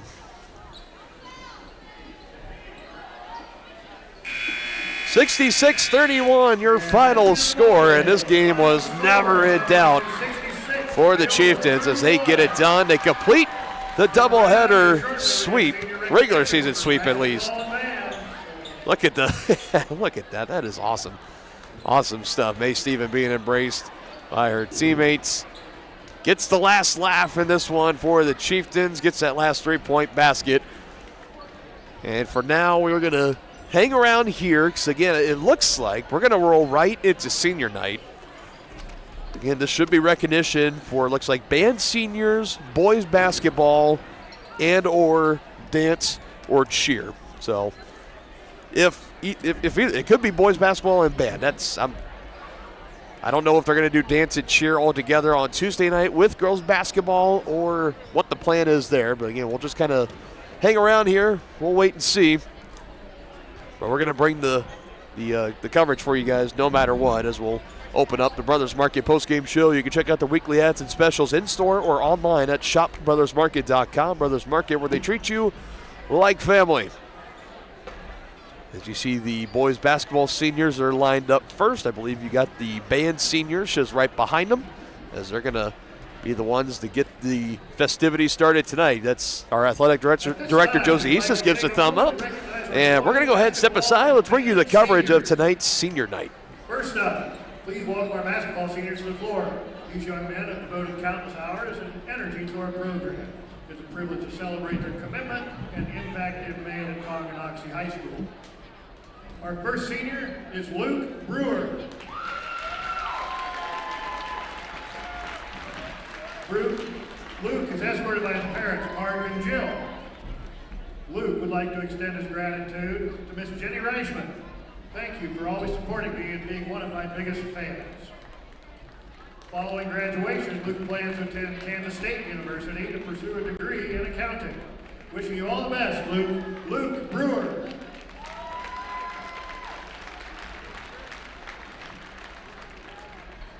Next up is Nolan McGuire. Nolan is escorted by his parents, Sheldon and Joy. Nolan wishes to thank Coach Simmons. Thank you for believing me and giving me a chance to play, and for your unwavering support. Nolan is currently undecided about his post-high school plans, but we anticipate great things ahead. Good luck, Nolan. Nolan McGuire.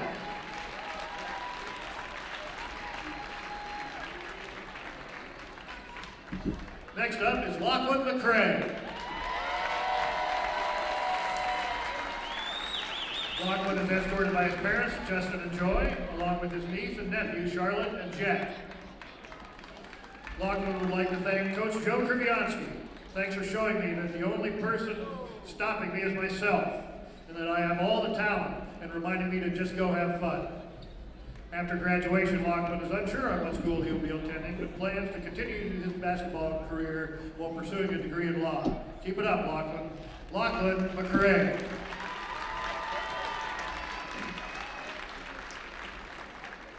Lastly, we spotlight our foreign exchange student, Jacob Moravec.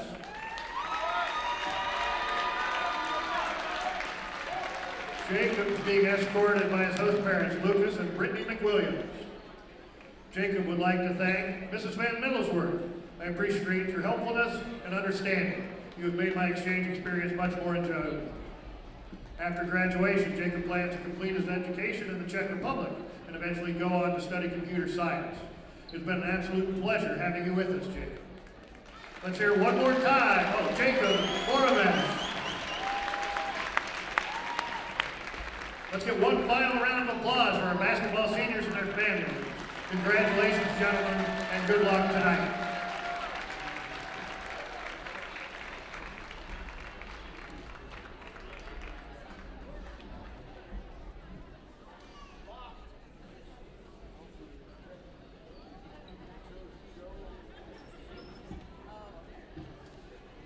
Continuing our senior night recognition, please welcome our band seniors to the floor.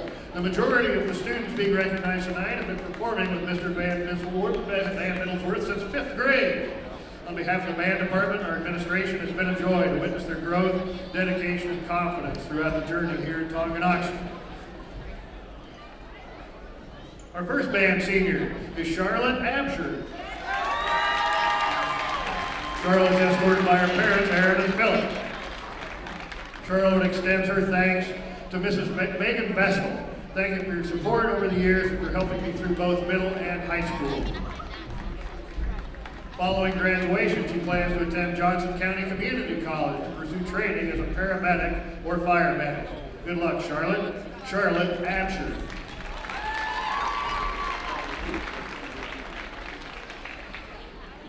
Next up is Ava Parker, escorted by her parents, Robin and Justin. Ava wishes to thank Mr. Dixon. Thank you for always pushing me to keep going. You changed how I perceive school and myself, and I'll always be grateful. I'd give anything for one more math class with you before heading into the real world.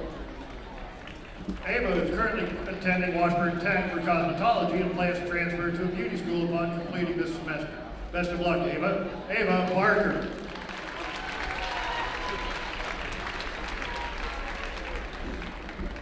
Next up is Rylan Menke. Rylan is escorted by his parents, Paul and Shelley. Rylan would like to thank Mr. Van. Every morning I look forward to being in your class. You made high school memorable for me, and I had lots of fun in band. Thank you. After graduation, Rylan plans on enlisting in the Army and eventually pursuing a degree in cybersecurity. We're proud of you, Rylan. Rylan Betke.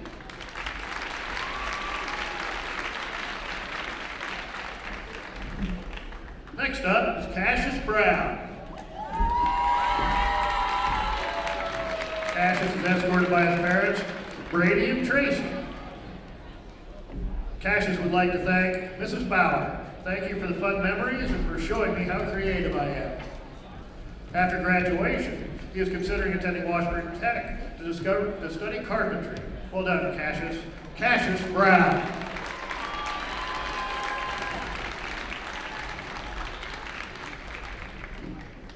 Next up is Drake Corson.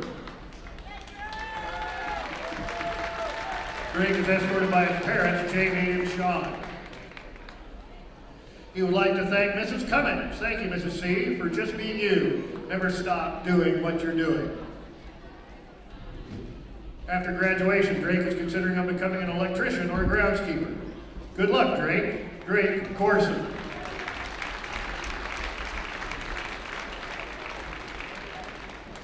Next up is Katie Duncan. Katie is escorted by her parents, Rich and Jen. Katie would like to say thank you to Mrs. Paola. Thank you for always being there for me on good and bad days. You do so much for all of us, and we can't thank you enough. After graduation, Katie plans to pursue a degree in communications and is currently finalizing her career college decision. Congratulations, Katie. Katie Duncan.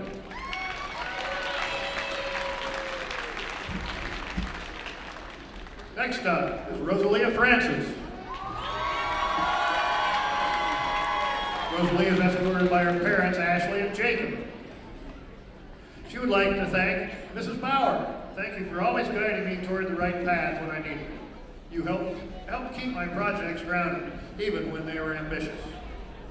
After graduation, Rosalia plans to attend the University of Kansas to study art education and psychology, aspiring to become an art teacher.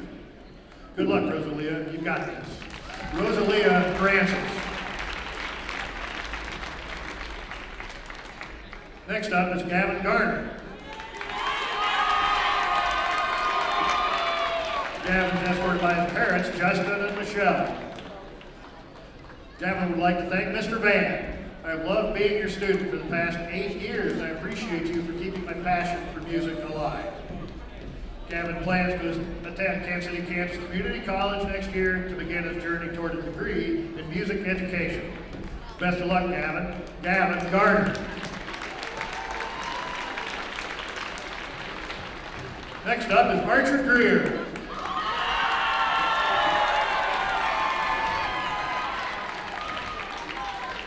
Archer is escorted by his parents, Vincent and Gina.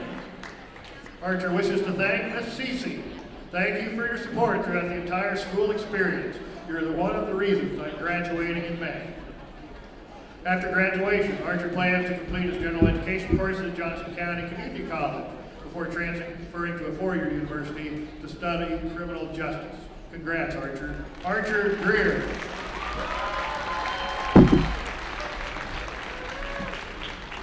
Next up is Caleb Hartley. Caleb is escorted by his parents, Crystal and Gordon. Caleb extends his thanks to Mr. Van. Thank you for your patience and for explaining concepts in a way that I can understand. Your support has helped me grow beyond anything I ever dreamed possible. After graduation, Caleb plans to attend Johnson County Community College to study animation and entrepreneurship. Good luck, Caleb. Caleb Hartley.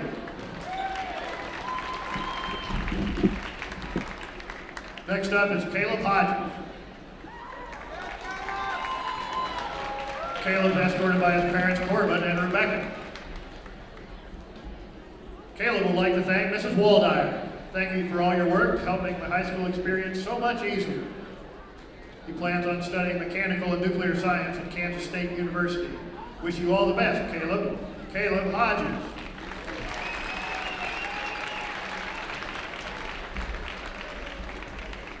Next up is Sadie Capel. Sadie's escorted by her parents, Kayla and Jeremy, and her sister, Audrey. She would like to thank Mrs. Cummings.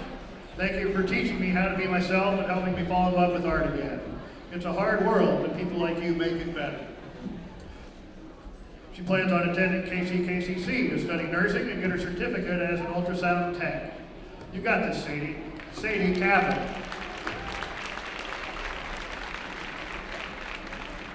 Next up is Winston Macon. Winston's escorted by his parents, Chad and Catherine.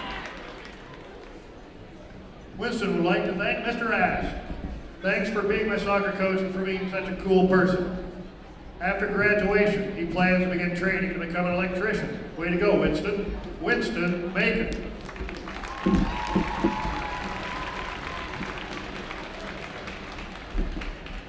Next up is Ian McLeod. Ian's escorted by his parents, Jim, Jill, Mickey, and Melissa. Ian extends his thanks to Mr. Van. Thank you for staying with me and continuing to push me to become a better musician and student overall. After graduation, he plans to complete his general education coursework at Johnson County Community College before determining his final field of study. Best of luck, Ian. Ian McLeod.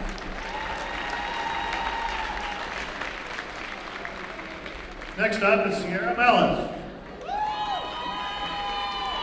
Escorted by her parents, Mark and Dana. Sierra wishes to thank Mr. Gifford. Thank you for guiding me toward the confidence I have now, which enables me to help so many others. After graduation, she plans to attend Johnson County Community College, study business, with the long-term goal of opening her own art and taxidermy shop. Wishing you all the success, Sierra Mellis. Next up is Rowan Pruitt. Rowan's escorted by her parents, Jared, Rebecca, Nicholas, and Brooke. She wishes to thank Mrs. Bauer. Thank you for pushing me to be my best self and helping me come out of my shell. After graduation, Rowan plans to attend Pittsburgh State University to study nursing. Good luck, Rowan. Rowan Pruitt.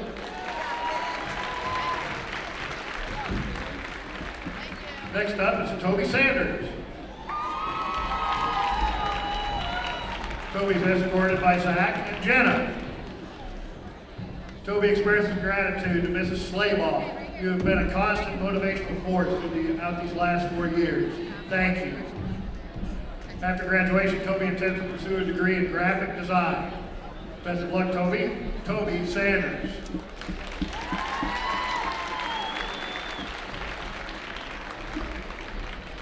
Next up is Paige Vermillion. She's escorted by her parents, Stephanie and Matt.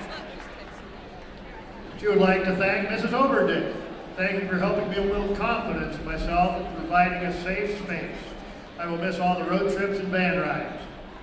After graduation, Paige plans to attend Fort Hays State University to study animal science. Keep it up, Paige. Paige Vermillion. And our final senior this evening is Autumn Wilson. Autumn's escorted by her parents, Scott and Joe. Autumn wishes to thank Mrs. Overdick. Thank you for being my favorite teacher these past few years and for always providing a place where I can truly be myself. After graduation, she plans to attend Fort Hays State University to study agronomy while continuing her wrestling career.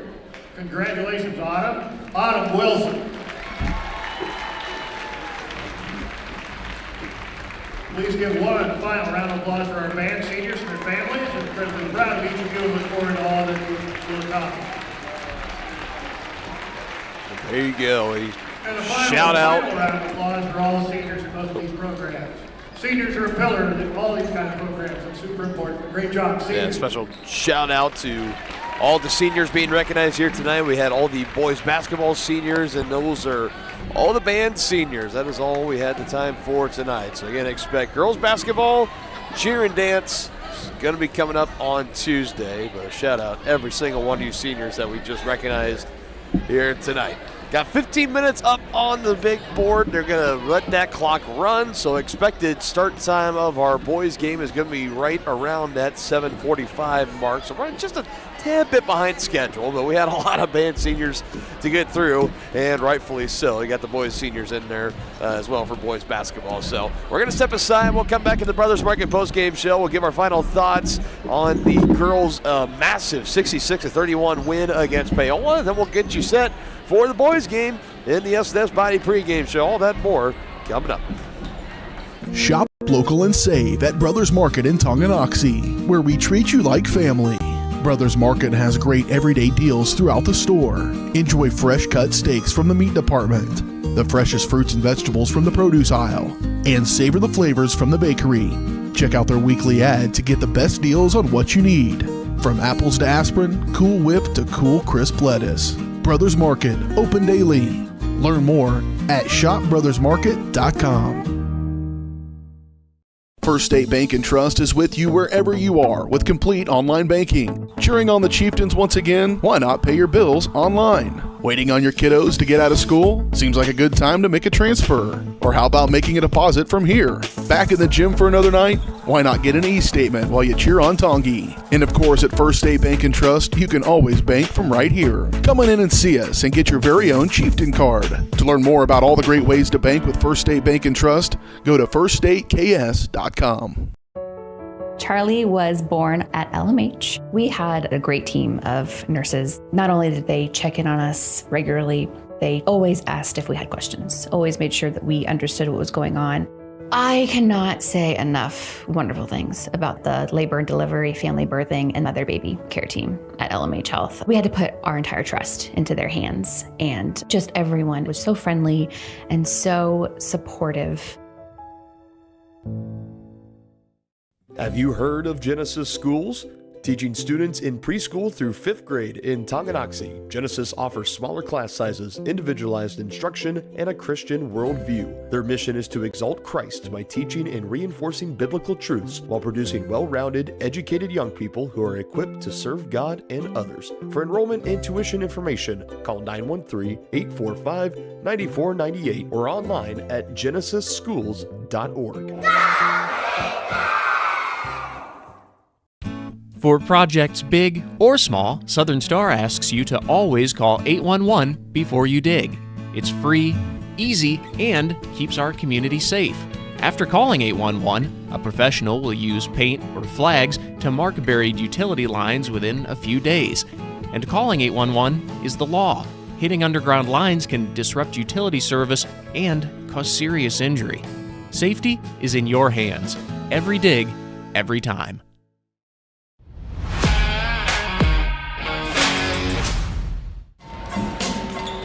Officially, welcome back into the Brothers Market postgame show. Check out the weekly ads and specials in store or online at shopbrothersmarket.com. Brothers Market, where they treat you like family. Always have, always will at Brothers Market. Final score of the girls' game, 66-31, and it was a dominant win tonight for Tonganoxie. They led all the way from opening tip to the final horn. They started the game on a 17-0 run, and they never looked back from there as they held the Panthers to just shooting 24% from the field on the game.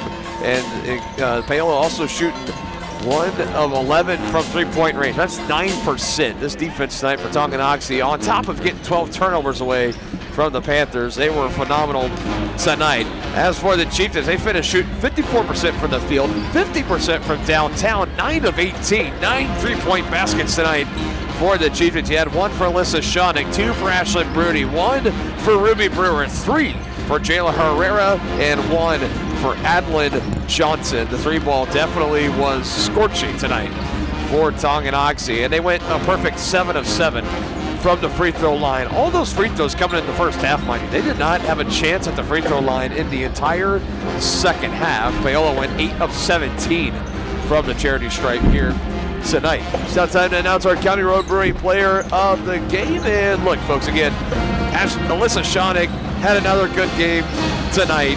12 points. She finishes with 8 rebounds and 7 assists. She was within, pretty close striking range of potentially notching her second triple-double of the season, and just kind of did it really quietly. I mean, there was a lot of attention on the three-point shooting, of course, but Alyssa really had herself a great game tonight, as did the rest of the team. There were multiple contenders. I give another shout-out to Adlin Johnson as well. I mean, she finished tonight with 11 points in her first varsity start, 8 rebounds. That's another great game tonight for Adlin Johnson.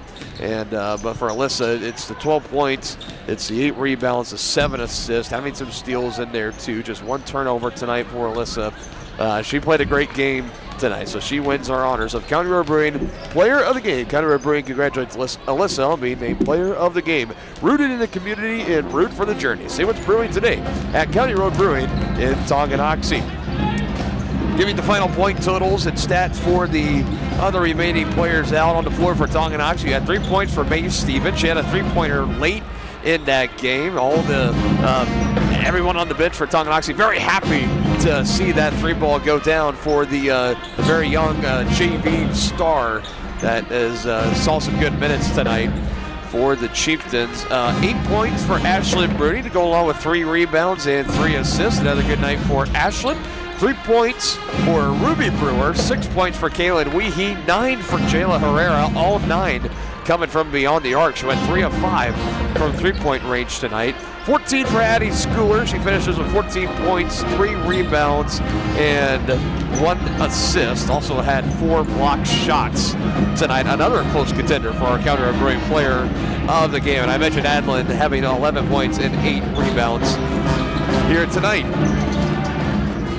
Again, it was close of who we were going to give it to, but the honors go to Alyssa Shawnick, and the spoils go to Tonganoxie tonight. They get the win. They move to 14-8 overall, 7-5 in Frontier League play, and they close out the regular season. Coming up on Tuesday here at home, the senior night part 2 for girls basketball and cheer and dance will be on Tuesday against the Ottawa Cyclones, and that girls game especially, that should be a treat to wrap up the regular season here of winter sports season on Tonganoxie Sports Live. As for Paola, they dropped down to 3-17. They're now 0 for 12 in Frontier League play, and they continue to stay a bottom of the 4A East standings, currently number 18, and the Panthers with 1 or 2 games at best remaining this season next week.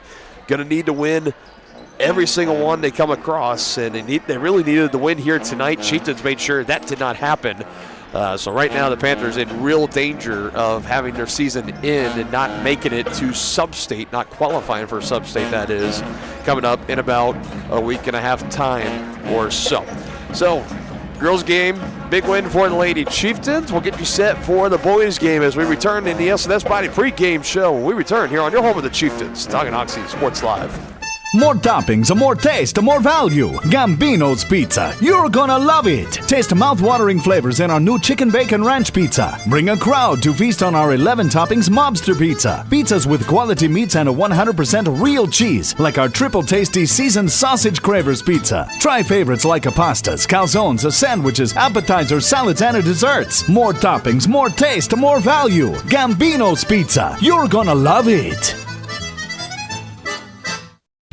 For projects big or small, Southern Star asks you to always call 811 before you dig. It's free, easy, and keeps our community safe. After calling 811, a professional will use paint or flags to mark buried utility lines within a few days. And calling 811 is the law. Hitting underground lines can disrupt utility service and cause serious injury. Safety is in your hands. Every dig, every time. Hey, you ready to go to my mom's? Oh, I can't go today. I have to mow. It's probably going to take all day. Well, that's too bad. Don't work too hard.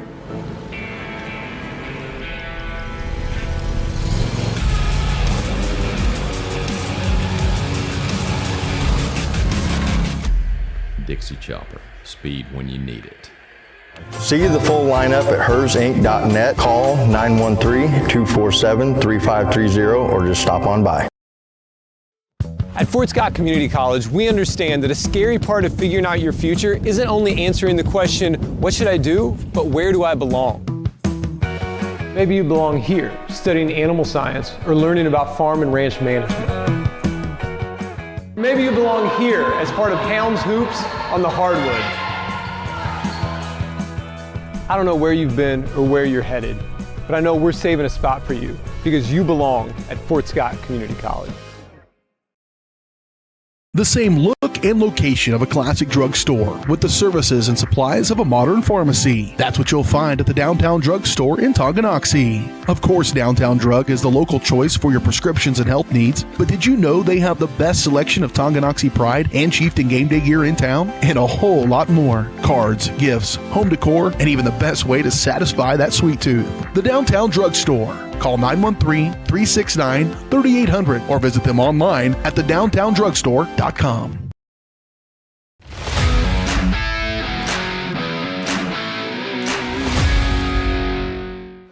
And welcome back into the S&S Body pregame show. Let's get you set for the boys' game between your Tonganoxie Chieftains and the Paola Panthers. First up for Tonganoxie, taking a loss on Tuesday as well in Baldwin City, 73-46. They lose both regular season matchups against the Baldwin Bulldogs, and Tonganoxie comes into tonight as we continue to look at the sub-state action on the boys' side. And Tonganoxie, the definition of a bubble team. They are currently number 16, so they hold the final playoff spot in the sub-state action that will be happening here in a couple weeks. So they need a win tonight, and they would really need a win to kind of lock it up. No problem against Ottawa coming up on Tuesday. But even still, if you go 1-1 in this stretch, you still have a pretty decent chance to make it. You kind of have to rely on some other teams to lose and win to make that happen. So to control your own destiny, it's best just to go 2-0. Then you don't have to worry about it. One of those teams below you, you got Parsons, who's in 18th, and Lewisburg, who's just a half game behind Tonganoxie. That's why those matchups with Lewisburg, and remember the Wildcats beat the Chieftains twice this season, are still behind them in the 4A East standings. So something to keep an eye on as we close down in the home stretch of winter sports season. But the boys looking for a big win here tonight. 5-16 overall, 0-12 in Frontier League play. Looking for that first win in league play. On the road at Baldwin, like I mentioned, they had the loss. Baldwin went on a 26-12 run in the second quarter to really pull away in that one. In fact, it was kind of back and forth a little bit in the first quarter. Chieftains had to lead momentarily, then Baldwin took it back. It was kind of back and forth, but then that second quarter really kind of put the Chieftains out of reach and weren't able to get back into the ball game. They were also outscored in the paint, 38-20 by the Bulldogs, and a lot of those were coming off of some second chance points, offensive rebounds that Baldwin was able to get and put right back up at the cup. So something the Chieftains are going to have to try to do much better on tonight, dealing with the height of the Hoffine brothers of Paola. More on them here in just a little bit. Luke McCray, though, I'll tell you what, he showed out, had his breakout game, officially announcing himself as I am here as a legitimate player at this varsity level. That was last Friday. He had 21 on the road at Fort Scott to the tune of 7 3-point baskets. He had 14 and was the leading scorer on Tuesday in Baldwin City. He added on 3 more three-pointers, so 10 total in the last 2 games for Luke McCray. And all the talk this season, rightfully so, to his older brother Lachlan. I'll tell you, Luke, he has had a tremendous past 2 games. If he can make it 3 in a row here tonight, he can give the Chieftains a legitimate chance to beat this Paola team. Comes into tonight number 6 in 4A East, 12-8 overall in the year. They're 5-6 in Frontier League play. And this year for Paola, you can ask any Panther fan, they'll tell you, it's been just kind of a weird season. They started out winners of 4 straight, then they lost 4 straight after that. And it was just kind of up in the air of what was this team. You couldn't really get a read on them. Are they a good team? Are they a bad team? Are they a 500 team? They've proven to be a much better, just a step above 500 team. Again, 12-8 overall. They lost last time out at Spring Hill, 56-44, but they have won 4 of their last 6 coming into tonight.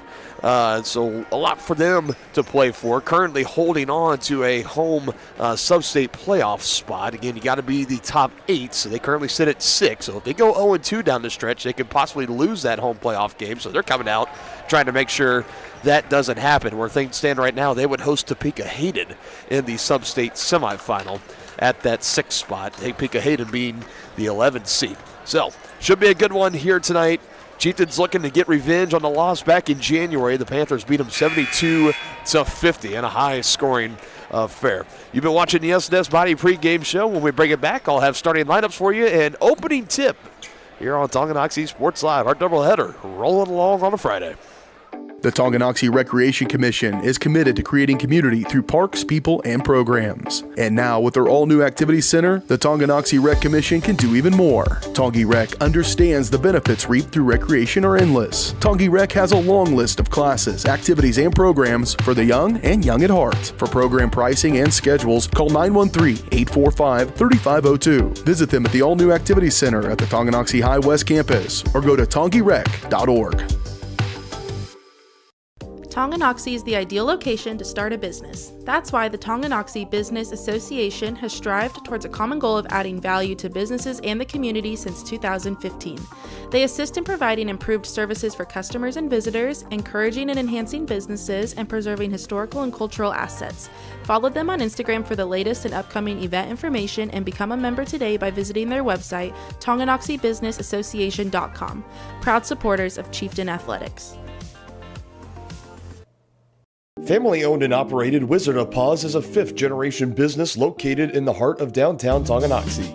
The professionally trained staff takes pride in making every dog and cat look its best, whether it be to breed-specific trim or an adorable, cute pet trim. Plus, their facility offers amenities and space that are doggone amazing. Call Wizard of Paws to make your appointment at 913-416-0255 or visit them at 406 East 4th Street in Tonganoxie. Learn more at wizardofpawstongi.com. Midwest Chiropractic Center is a friendly and caring clinic providing comprehensive care for your chiropractic, rehabilitative, and fitness needs. Upon entering one of our offices, you are treated like family. The staff cares about your health, and their approach to care proves it. With 3 locations in Tonganoxie, Lansing, and Bonner Springs, plus some Saturday hours, Midwest Chiropractic Center is dedicated to offering affordable, gentle chiropractic care. Midwest Chiropractic Center, getting you back to active. Families and business owners have trusted Mutual Savings Association for over 100 years. They offer checking accounts, online banking, personal and business loans, investment planning, insurance and retirement plans, and so much more. Their team specializes in creating a financial plan that is tailor-made to your needs to help you achieve your financial goals. Visit one of their 6 nearby locations, including downtown Tonganoxie, or visit their website, msa.bank, to learn more. Member FDIC.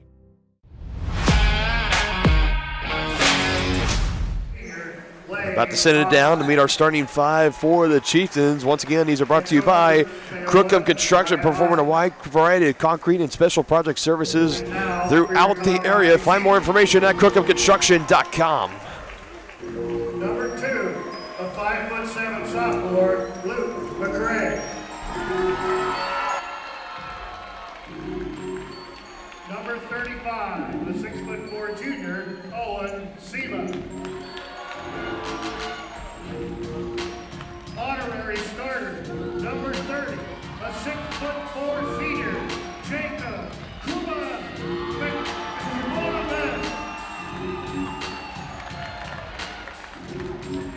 Our next senior, number 0, a 6'6" senior, Luke Brewer.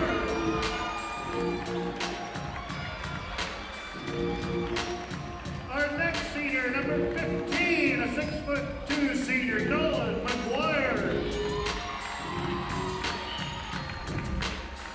And our final senior, number 25, 5'10", Lachlan McCray.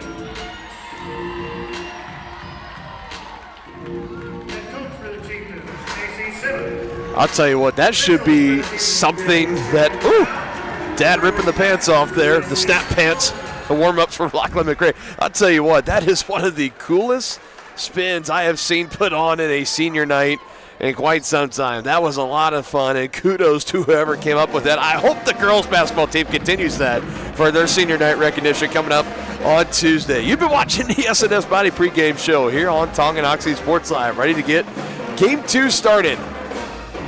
Landon Murdoch, Stephen Bassett, Emmett Blackmore, and the Hoffine brothers, Hoyt and Lane, both seniors and both listed at 6'8". So remember talking about, and our First Security Bank keys to the game, First Security Bank, proud supporters of Chieftain Athletics, Chieftains get outscored, nearly doubled in the paint on Tuesday against Baldwin. Going to be something to keep an eye on in this one here tonight with the height of those two Hoffine brothers as Paola wins the opening tip.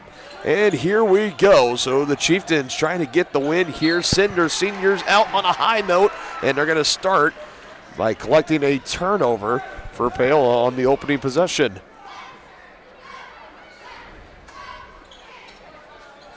Got Luke McRae out there rocking the headband for the first time this season, at least here at home or right here on our airwaves of Tonganoxie Sports Live. He is. Good look on him. Ball's in the hands of Owen Seba as he hands to the Dark Knight, Lachlan McRae. You know he wants to come out, have a great night on senior night. Still has one more home game next week against Ottawa, but wants to do it here tonight on senior night. So does this guy, Luke Brewer. He's going to get another chance as he kicks it out to Lachlan, gets tripped on his way in. And I believe they're going to get the foul on Landon Murdoch as Lachlan was tripped up, trying to drive in. Falls to the deck a little hard, rubbing that left elbow, trying to shake the feeling back into that left arm. And making sure all the moisture is properly swiped up off there on the floor, prevent any other slips and falls, as Lachlan will trigger this upcoming inbound. He finds his younger brother Luke, who feeds it right back to Lachlan. Bobbled it for a second, but still able to collect in the lane. There were multiple Panther defenders around him, so thankfully he was able to get it back. And he knocks down the three, and how fitting for the scoring to start tonight with McRae to McRae, Luke to Lachlan.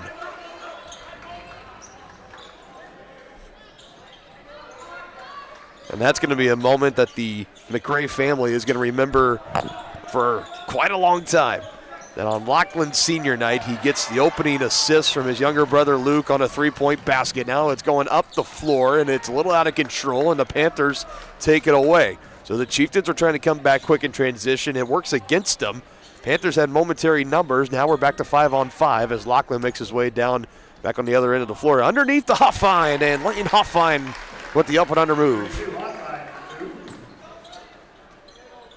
Hey, the Hoffine brothers, they really were put on the map earlier this year. It was either in a home game, it was either Osawatomie or Fort Scott, and they're going to call that an over and back violation. Luke McRae trying to say that it was deflected, but the official's not going to have it, so that's the second turnover of the Chieftains. But nonetheless, the Hoffine, I believe it was Hoyt, I believe. He had the highlight-worthy play where it was basically a coast-to-coast kind of one-handed slam, something you would see like LeBron James do in an NBA game. He posterized another high school player out on the floor. It made its ways around all the social media accounts for not just Kansas high school sports, but just high school sports in general, as they're going to say Lachlan was on the baseline on the far side. So back-to-back possessions ending in turnovers for the Chieftains, who lead early in this one, 3-2. And of course, we saw the Hoffines last year. I think one of them, or both of them at least, had a dunk in the home contest here at Tonganoxie, and they both are very main key figures on this Paola team, currently number 6 in 4A East, as the left-handed maybe hook is good for Stephen Bassett. Of course, a lot of these Paola names for you Tonganoxie fans, and of course, welcoming our fans for Paola Sports Live as well, as the Chieftains turn it over again. That is now 3 straight possessions. That's number 4 in the game, and Coach Simmons just kind of making the motion to his team of, let's just take a deep breath here, fellas. Everyone's a little extra juiced up, amped up. It's senior night. How can you not be after those pregame intros that we just saw, getting the parents involved for the seniors and the honorary senior player as well? Oh, man, there's the slam and a lob inside, and that is easy money for Hoyt Hoffine. So, again, you got to take the inside presence of the Hoffines very serious, or they're going to put up a lot of highlight-worthy plays just like that one. And now the Panthers have stormed back and rattled off 6 unanswered to take a 3-point lead. Chieftains looking to get back into rhythm with the basket. Seba to go to work on Blackmore, picks up his dribble, and he lobs it up near the top of the key to Luke McRae, who hands it to his brother Lachlan. Lachlan for his second three. It's good! It looked good as soon as it left his hand, just had to make sure it was lined up and had enough power on it, and it did just that, and the Panthers cough it up for the second time, so now a chance to take the lead. Lachlan's got all 6 so far for Tonganoxie. Here's his brother Luke, 10 3-pointers in the last 2 games. There's a Seba on a long 2, that's no good on the left side. And a rebound control brought across by Landon Murdoch. Another one of those guys for Paola that we've seen him in pretty much all 4 years at varsity levels in multiple sports. Just continue to play right in front of our eyes here over on Tonganoxie Sports Live. A very familiar name. 3 ball. In and out. So close for going down for the big fella. That's Hoyt Hoffine. Just had the slam dunk a few moments ago, and he would have followed that up with a big 3. You would just kind of feel like that's almost unfair, right? Now thrown away. Chieftains struggling with turnovers. That's number 5, but able to strip it away is McGuire as he takes that one away from Hoffine. And a big defensive stand there by Nolan McGuire. Another one of our seniors being recognized for this Chieftain team, 1 of 3.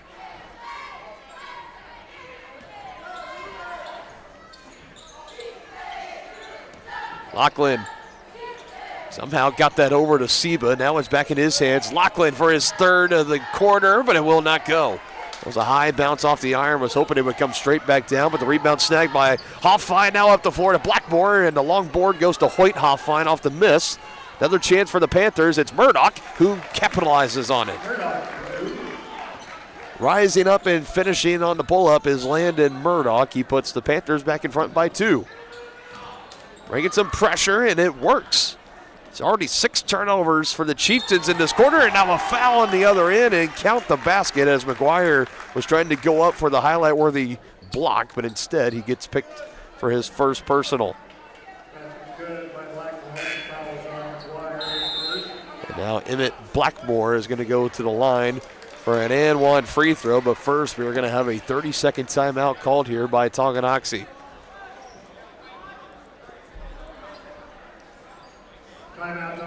We'll go ahead and keep it here during this timeout. I want to thank each and every one of you that's been watching along with us here tonight. Good time to remind everyone that Chieftain Athletics is presented in part by Kansas City, Kansas Community College. Whether you want to take classes in high school or after graduation, KCC is in your backyard. Check out how college can help you today at kckcc.edu. Today with a good majority of our seniors recognized tonight for boys basketball and for band. There was a good collection of those seniors that are going on to get some prereqs done over at Kansas City, Kansas Community College. They have a lot of technical and trade programs there as well. Some also going to Johnson County Community College, who we also have a Varsity Sports Live channel affiliate over there, Johnson County Sports Live. As Bodie Maslak takes the rebound on the missed free throw for Emmett Blackmore. Bodie fresh into the game out of that timeout, as is Kipton Harder as he quickly hands to Brewer. Now Maslak looking to go inside. Window closed up on him, so now Bodie dribbling around. He'll attack and try to finish it up and over. That was Bassett on the defense for Paola. Meanwhile, Bassett, it's in his hands and he lays it in for 2. Wasting no time up the floor, Stephen Bassett and company. 4 points already for Stephen Bassett, and it's a 6-point lead for the Panthers as they kind of continue to just bring this token pressure, and it keeps working for them. That's turnover number 7 on the Chieftains, starting to become a problem.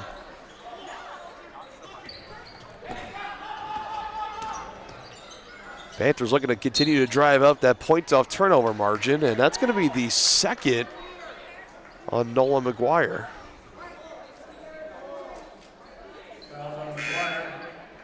Well, both fouls for the Chieftains are going to go against Nolan, and the sub comes in. It'll be Brewer that comes out. Sebo is the one that came back in. Meanwhile, near corner 3 ball is put up and no good for Atlanta Murdoch as the Dark Knight, Lachlan McRae, breaks down the rebound. Always rocking that protective face gear he has for the past couple of years now, and that signature black look, so very fitting. Now we call him the Dark Knight, but I'll tell you, so far tonight, the turnovers are really hurting and limiting this Chieftain team right now. 8 turnovers, and they have 6 points on the board right now. That is not where you want to be with just under 2 to go in the first quarter. Lachlan McRae with all 6 for the Chieftains with 2 3-point baskets. Head fake at the elbow, now a feed inside to Lane Hoffine. Extra pass, threads the needle, and he finds his man in Troy Leonard, the 5'9 junior, as he gets his first points of the night. Pressure starting to build up here on the Chieftains. Luke McRae trying to end the run, but he can't. Bodie has a chance for the board, and he does control that rebound. Kudos to Bodie Maslak to give the Chieftains another chance.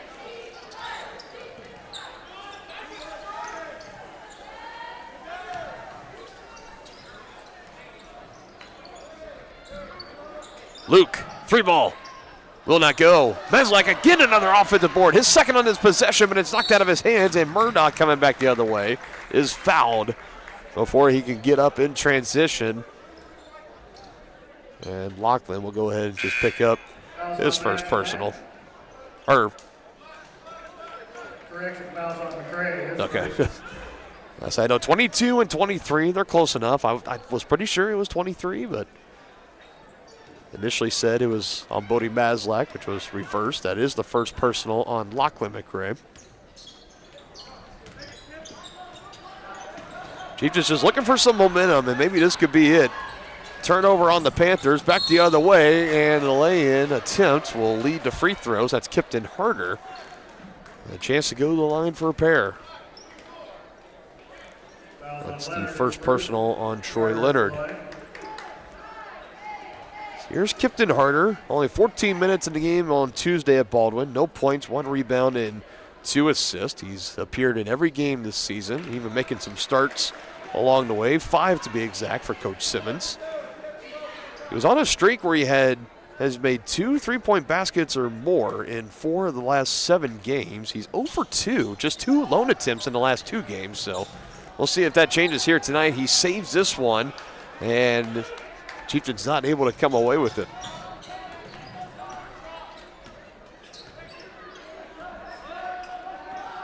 So 0 for 2 trip for Kipton, keeps it 14-6. Barreling towards the final 30 of this first quarter. An extra pass, another nice one inside. Leland Gherkin. Shout out to Rusty Gherkin and Gherkin Rental, one of our proud sponsors we have here on the Varsity Sports Live Network. Chieftains a chance for the final shot. Coming up on the final 10. Need a basket here. Just 2 3-point baskets for Lachlan McRae until that one goes for Luke Brewer. Now Paola, a chance for the final word. And no good. Kind of lost it on his way up, did Landon Murdoch. But the Panthers, the momentum on their side and the lead as we head to the second quarter. 16-8, Panthers on top of the Chieftains. Lachlan McRae, 6 points so far on his senior night.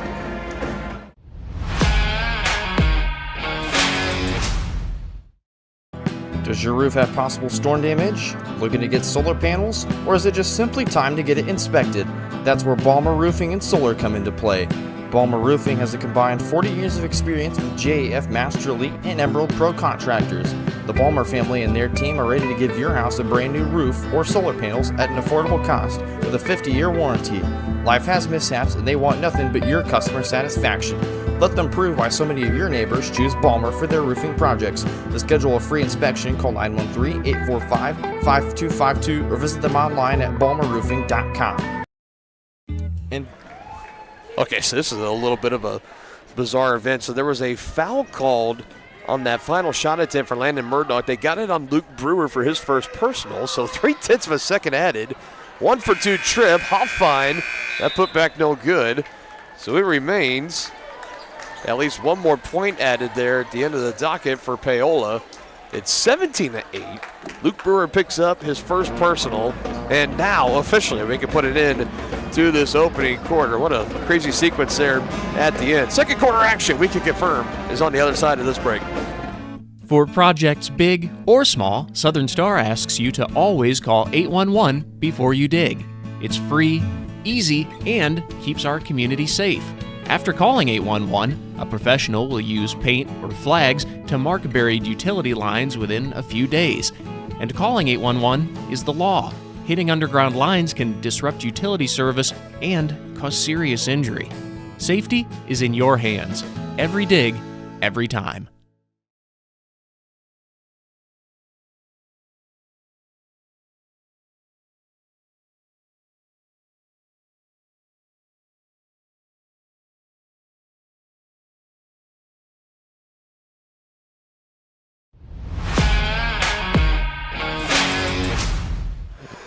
Welcome back here, Tonganoxie Sports Live. Dylan Funk here with you, going solo tonight. Just had a nice word with one of our friends of the channel, Jackson McWilliams, checking in during the timeout. Of course, Denny, unfortunately, a little under the weather, not able to make it out here tonight. So we are a one-man crew tonight. Not complaining by any means. It's been a lot of fun. It's been a little challenging, but Jackson coming over during the timeout and asking, hey, do you need me to help run camera for you or whatnot? I told him to go out, relax, mingle here amongst the fans and all that, but appreciate. Shout out to the McWilliams family, always one of our favorites to catch up and chat with here on Tonganoxie Sports Live as Seba misses the open layup. Here's another chance for Kipton Harder. His three ball is good. So the Chieftains pass up the open chance for two on the offensive board, and it leads to three for Kipton Harder.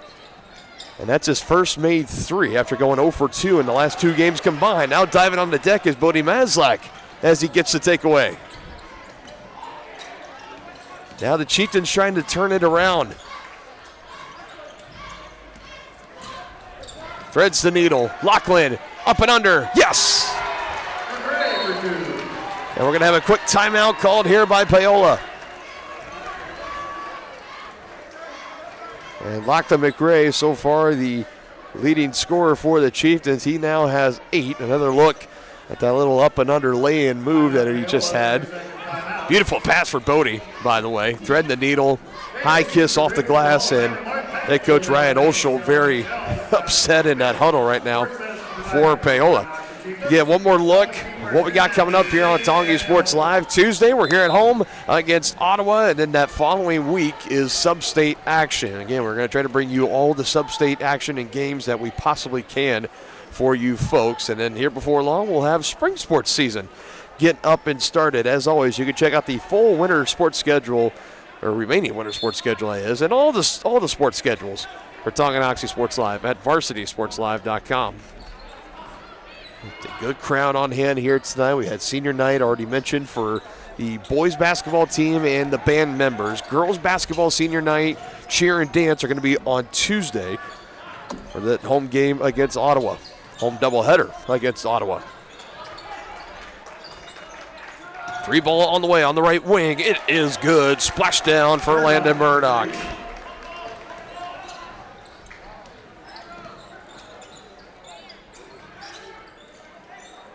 Ooh. He had a good look, that's for sure, and he made the Chieftains pay for it. Puts the Panthers back up by 7. That kind of ends that little spurt the Chieftains just had to open up this second quarter. Now Brewer looking for options, finds Maslak trying to pivot around, but he traveled. And that's turnover number 9 already for Tonganoxie. And something that for this Chieftain team, averaging about 17 turnovers a game while they're just taking 13 turnovers away from the opposition.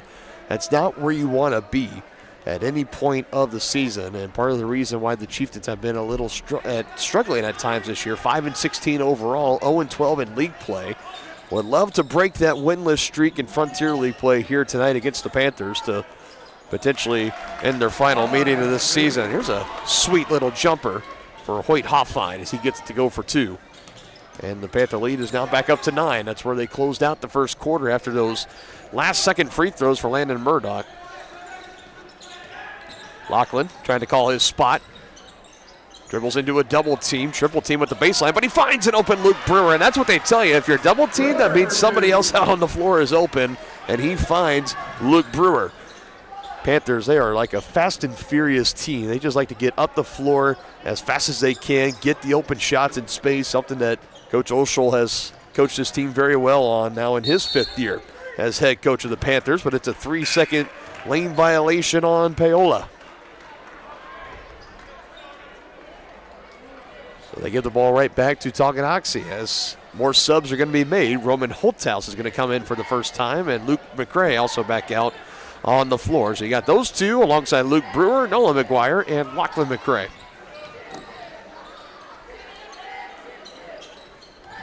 Feet inside, Roman, power dribble, but goes up and is denied. That's a clean block for Hoyt Hoffine. That's tough for trying to go up against a guy at that size and that wingspan, 6'8" on the frame of Hoyt Hoffine. He's right there, smack dab in the middle of the lane, right near the free throw line. It's rapid passing. This is his brother Lane Hoffine. But we have another lane violation. That's 2 in a row now on Hoyt Hoffine as he did not clear out of there for that 3-second violation.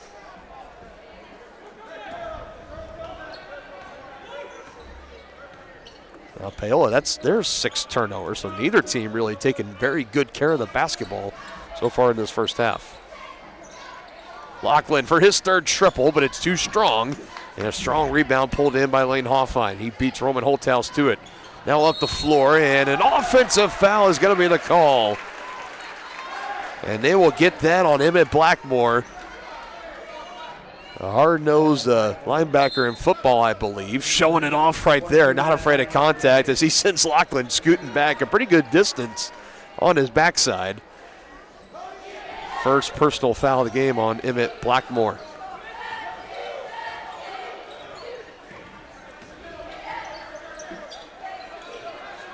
Double team closing in, deflected pass. Bodie, good hustle to save it, but not able to find anybody.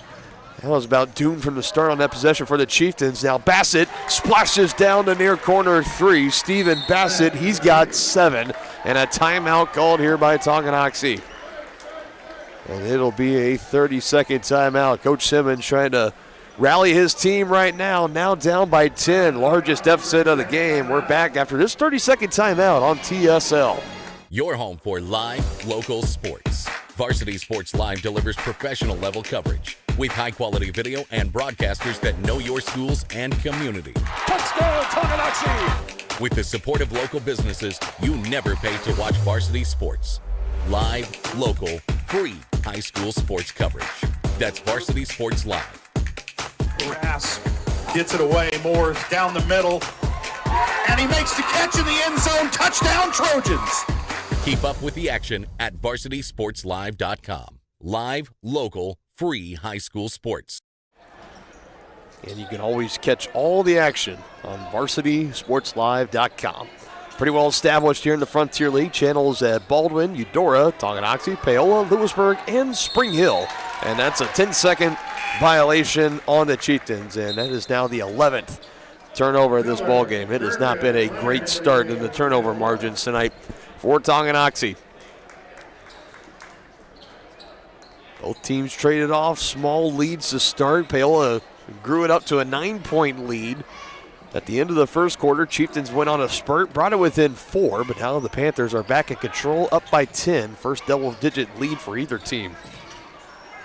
And the Chieftains left with 3 timeouts, just 4 for Paola, as another 3's on the way, and another one that is good for Landon Murdoch. He has gone back-to-back from downtown, and he now has 10.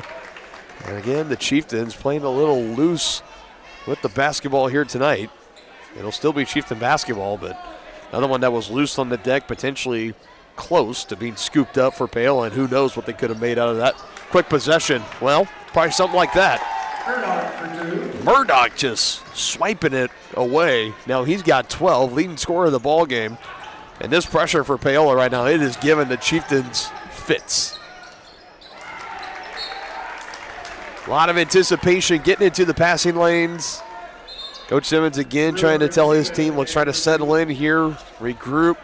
He's already burnt 2 timeouts early. You really don't want to spend 3 timeouts in the first half of a game unless you absolutely have to, but you're down 15, and man, if this turnover bug keeps coming around and more points off turnovers to the Panthers, you might be forced to take that 3rd timeout potentially. Hope it doesn't come to that for the Chieftains. Just no such thing as a 15-point basket in this game. It all just starts with 1.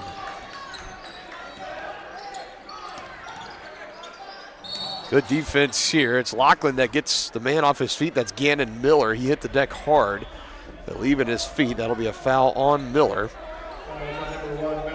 You can always imagine if you're watching basketball with somebody that's never seen the sport before and trying to explain to them how that's a foul on the defender, it could be hard for some people, but that's why they always teach you to never leave your feet. Lachlan pivoting around. Shot is up, and Lachlan McRae will head to the free throw line. Troy Leonard picks up his 2nd personal. Here's Lachlan at the line, one of the better free throw shooters on the team. He's got 8 of the 15 so far tonight for the Chieftains, and he knocks down the first attempt. Has started in every game this season, coming off the performance on Tuesday. 9 points, 4 rebounds, 2 assists. Only the 3rd time this season he has scored 10 or less points. Both times in games against Bonner Springs, and then That one on Tuesday against Baldwin. He's already at double figures here tonight with 10. Still a little over 3 minutes to go in this second quarter. Little hook shot, good again. That's Leland Gherkin.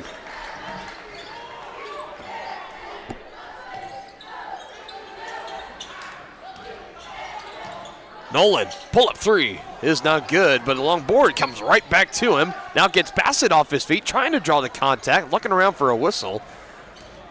A little upset that he didn't get one. Meanwhile, back the other way. There's a clean block by Seba. Nicely done for Owen. That was a clean block as well. Lachlan, some quick numbers here for the Chieftains. They take advantage 5-on-4, but the Panthers take the ball away, but I think we have a foul called first, or a jump ball. It's a foul. 32 offline in the game. Paola, number 5 harder in the game than Chieftains. Lane Hoffine in. I should just say out of bounds, so no foul or anything. Hoffine in for the Panthers and Harder in for the Chieftains. And Brewer inside. That's an easy 2. And Luke Brewer's now got 6.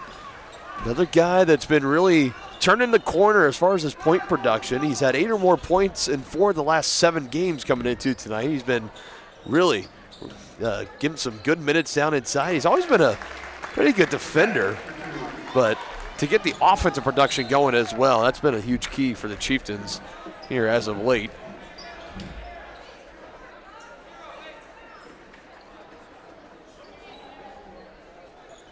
Luke will get this inbound in. About 2 to go before halftime. Always want to stick around in the White Birch Property Realty Executives halftime show. Wrap up our coverage, our thoughts and analysis here in the first 16 minutes of the game. Some keys to the second half. All that and more will be coming up at halftime in the White Birch Property Realty Executives halftime show. All the attention on Lachlan. Harder's open this time for a 3. He can't get it to go, but an easy offensive board for Seba. Another chance here for the Chieftains, and Lachlan is denied. That's just another clean block by Lane Hoffine, and all you can really do there is just kind of tip your cap. The big 6'8 senior just coming over and swatting you. Now here he is with it. He finishes with the left hand on the offensive end, and that third timeout will be taken by Tonganoxie as this one is starting to get a little out of control. A 17-point lead for the Panthers. As we step aside here, you're watching Chieftain basketball on your home of the Chieftains, Tonganoxie Sports Live.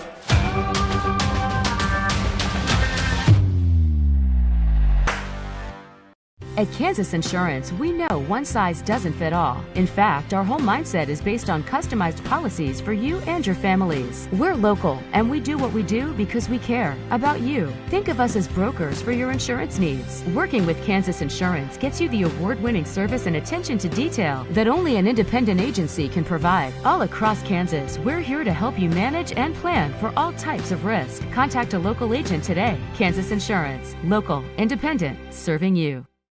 Hi, do you offer insurance bundling? Enter authentication code to start transaction. Where would I get the code? Please enter code. Okay. Sometimes humans are just more helpful. Wrong. Let's talk about bundling and see if there are other ways for you to save with the Super Check. That sounds great. Here, take a look. Farm Bureau Financial Services. It's your future. Let's protect it. Contact Farm Bureau agent Tex Vandervoort in Tonganoxie today. Back here live inside of Chieftain Arena. It is all Paola. And this one right now, 36-19. Largest lead of the game at 17 for the Panthers. Dylan Funk here with you. Live at Chieftain Arena inside Tonganoxie High School. The first game in 22 days the Chieftains have played here at home. They just wrapped up a 6-game road trip, if you will. 6 straight games playing on the road. They finish out the regular season with this game here, and then the game on Tuesday, the final regular season game against Ottawa. For both the boys and girls team, as another turnover for the Chieftains, number 12 in the ball game, and it leads to 2 more points on the other end. And for Landon Murdoch, he has erupted in this game, 14 points in his first half. Seba, that's an and one opportunity. And always when a team is down like this, you're looking for that one big moment, that one big spark. Could that potentially be it there for the Chieftains? Maybe to get them on a rally.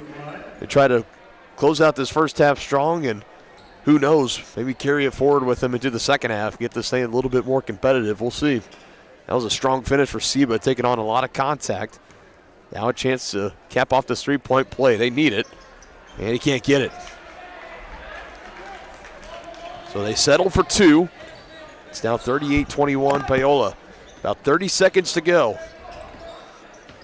A lot of options here for the Panthers. There'll be a power dribble, put up, short lane, Hoffine, a couple of chances, no good. Way to stand your ground, Luke Brewer. Now it's up the floor to Lachlan, who again gets a man off his feet. That's Gannon Miller. That's the second time that Lachlan with that vicious head fake has gotten Gannon Miller off his feet. And thankfully for Gannon, he's hit the deck hard twice. He's been okay both times. But Lachlan has got himself another trip to the free throw line where he just went 2 for 2 a few moments ago. Leading scorer for the Chieftains at 10 points and an 80% free throw shooter on the season, one of the tops on this team. 5% of the game for Paola. Number 10 right. Was always mentioned as one of the top players in 4A to watch coming into this season. Mentioned in Acacia's 4A players to watch. I've already mentioned the streak of 10-plus points in 18 of 21 games. He's now in 19 of 22 games after having 10 in this first half tonight. Going to be looking to play college ball at the next level somewhere, and whoever gets him is going to be very lucky. Final 10 in this first half. Chieftains looking for a stop. How about a steal? That's even better. Bodie, can he finish for two on the other end? It's denied. Looking for a goaltend, not going to get it. Three at the horn, no good for Lachlan. And man, that was really bang, bang. Chieftains asking for a goaltend. Official shaking his head saying no. Saying no, so no goaltend possibility. And we will wrap up this first half. 38-22. Panthers with the lead. Chieftains did get some kind of positive momentum building up there at the end of that second quarter. We'll break it down coming up for you here in the White Birch Property Realty Executives Halftime Show. Have you heard of Genesis Schools? Teaching students in preschool through 5th grade in Tonganoxie, Genesis offers smaller class sizes, individualized instruction, and a Christian worldview. Their mission is to exalt Christ by teaching and reinforcing biblical truths while producing well-rounded, educated young people who are equipped to serve God and others. For enrollment and tuition information, call 913-845-9498 or online at genesisschools.org. More toppings, more taste, more value. Gambino's Pizza. You're gonna love it. Taste mouth-watering flavors in our new chicken bacon ranch pizza. Bring a crowd to feast on our 11 toppings mobster pizza. Pizzas with quality meats and a 100% real cheese, like our triple tasty seasoned sausage cravers pizza. Try favorites like pastas, calzones, sandwiches, appetizers, salads, and desserts. More toppings, more taste, more value. Gambino's Pizza. You're gonna love it. At Fort Scott Community College, we understand that a scary part of figuring out your future isn't only answering the question, what should I do, but where do I belong? Maybe you belong here, preparing for a career in healthcare as part of Fort Scott Community College's nursing program. Or maybe you belong on stage as part of the Hounds band or theater department. I don't know where you've been or where you're headed, but I know we're saving a spot for you because you belong at Fort Scott Community College.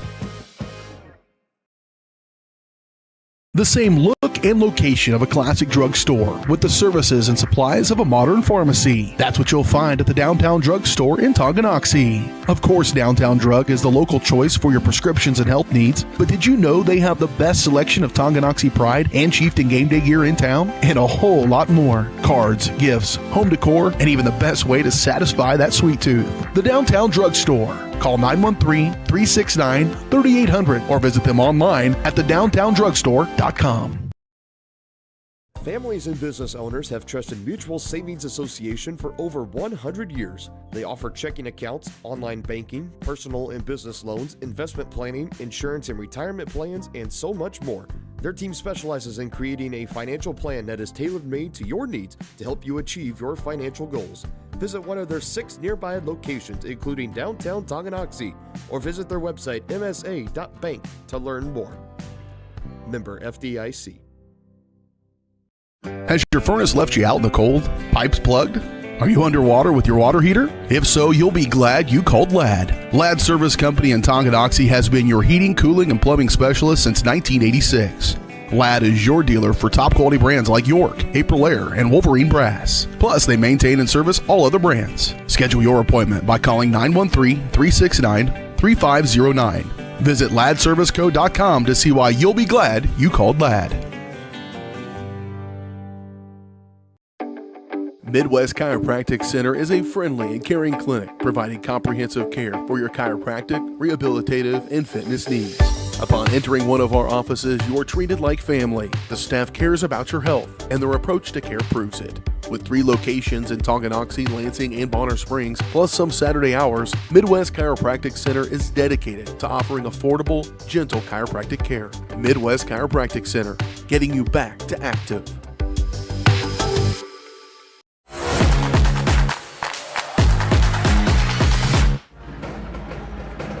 Welcome back into the White Birch Property Realty Executives halftime show. White Birch Property Center team is ready to help you buy or sell that next house and lead you to success in the real estate game. Give them a call to speak with one of their agents today at 913-417-1007. Dylan Funk here with you live on your home of the Chieftains. Tonganoxie Sports Live. Our halftime of the boys game sees Paola with the lead, 38-22.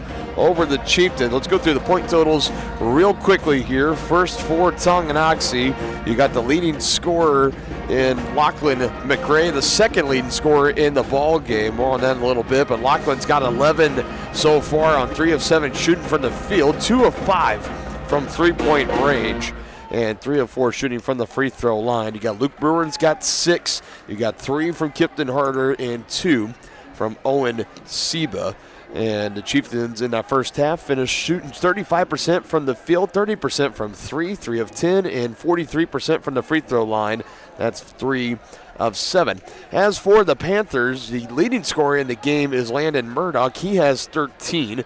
9 points for Stephen Bassett, 4 for Leland Gherkin, 4 for Hoyt Hoffine, 2 for Troy Leonard, 2 for Emmett Blackmore, and 4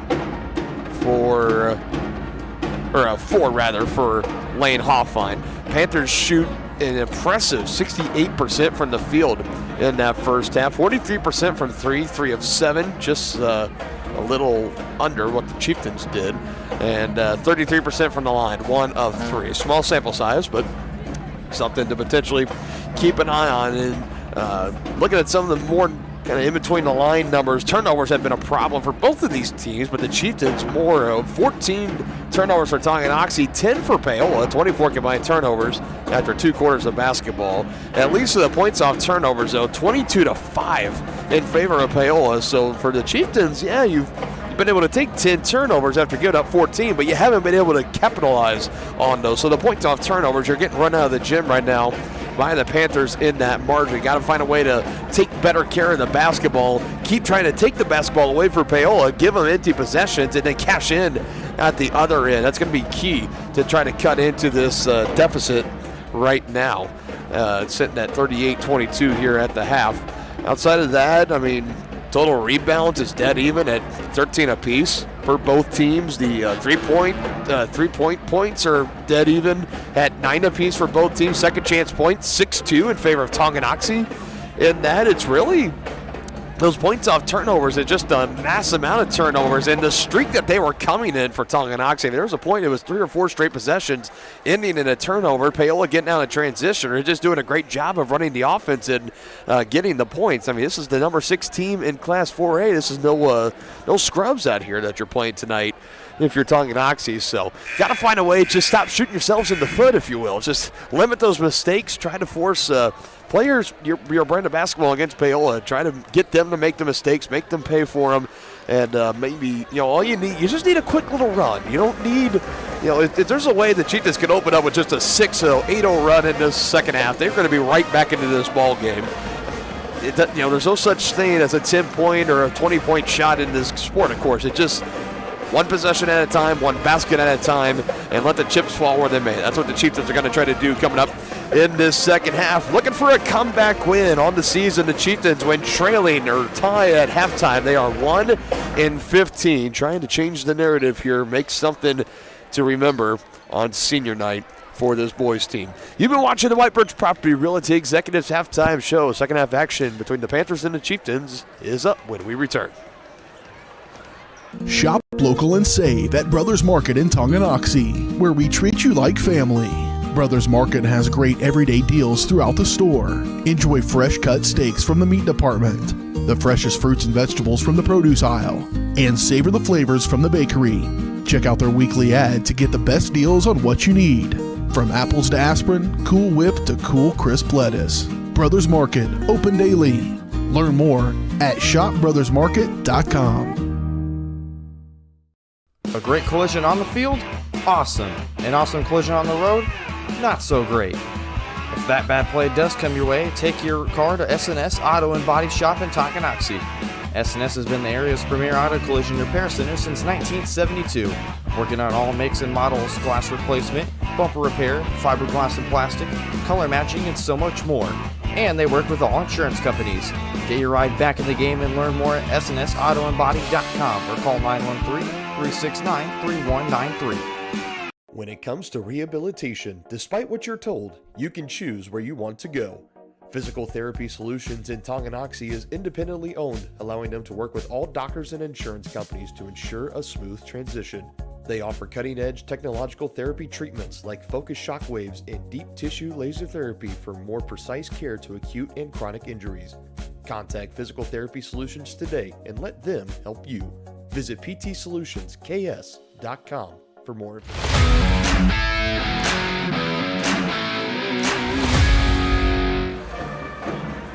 Wrapping it up here in the White Birch Property Realty Executives halftime show. Dylan Funk here with you. 38-22. Paola will open up the second half with the lead. Chieftains are going to go on the attack first, trying to get themselves back into this one. Again, a quick 6-0, 8-0 run. You are right back into this ball game if you are the Chieftains.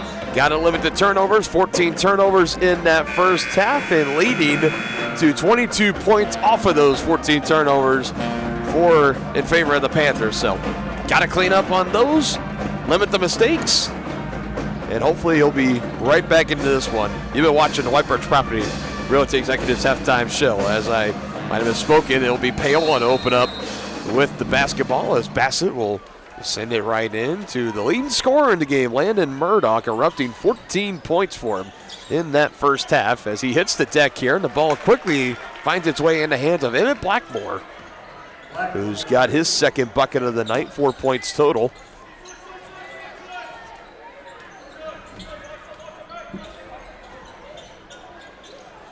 Lachlan, the leading scorer for the Chieftains in that first half, only one in double figures as he goes out of bounds on a deflection. And there's the 15th turnover for the Chieftains. So again, not the start you wanted with that first offensive possession ending in a turnover. Now the lead is up to 18 for the Panthers. Can make it 20 plus on this possession depending on if they get a big three-pointer or not. Instead, they'll rely on Hoyt Hoffine. Passes off instead. Blackmore in the lane. Feeds it off to Hoffine, who takes some contact from behind, and a late whistle comes in. Don't necessarily disagree with the contact, but man, that whistle definitely was about a half step behind. And for Nolan McGuire, that's his third personal foul. And now to the big 6'8" senior Hoyt Hoffine to the line, coming off 8 points in the performance last game against Spring Hill. Got his best in the books up to his standards with 8 points, no rebounds. Surprising for the 6'8" senior to have no rebounds in a game. 2 assists he did have, though, but 5 turnovers, so he was really not playing up to his sharpest abilities, at least, and he'll tell you that if you ask him, but goes perfect from the line there. Quick 2 for 2 for Hoyt. And now the lead is 20 for Paola. Not for long, though. Owen Seba with a big three-point basket. And the Chieftains are going to need a little bit more of that to make this comeback in the second half.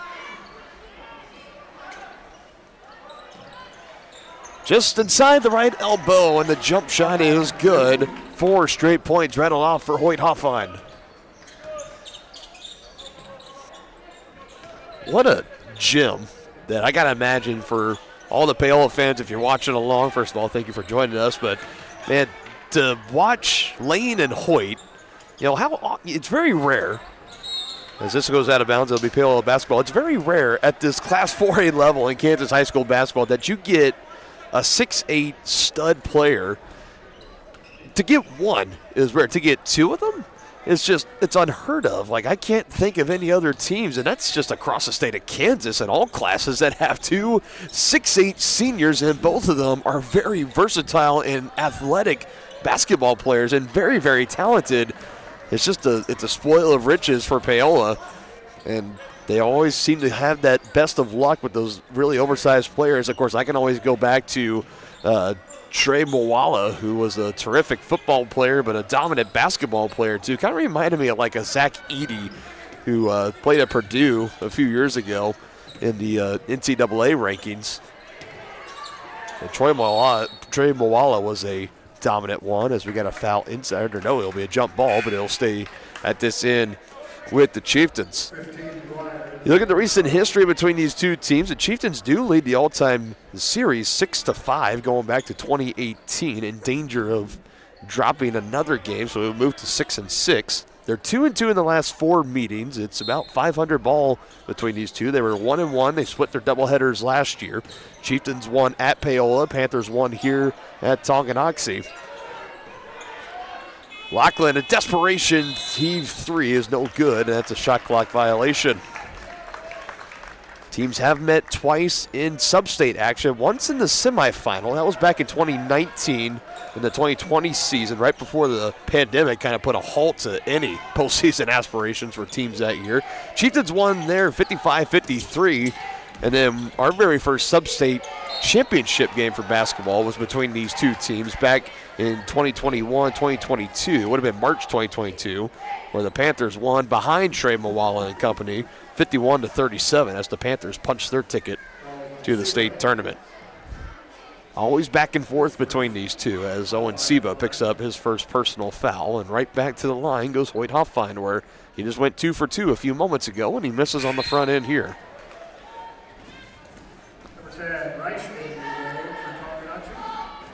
Jack Reichman is going to check in, his first time seeing the floor for Tonganoxie this evening. Young Jack Reichman, the 5'8" sophomore. And 1 for 2 trip.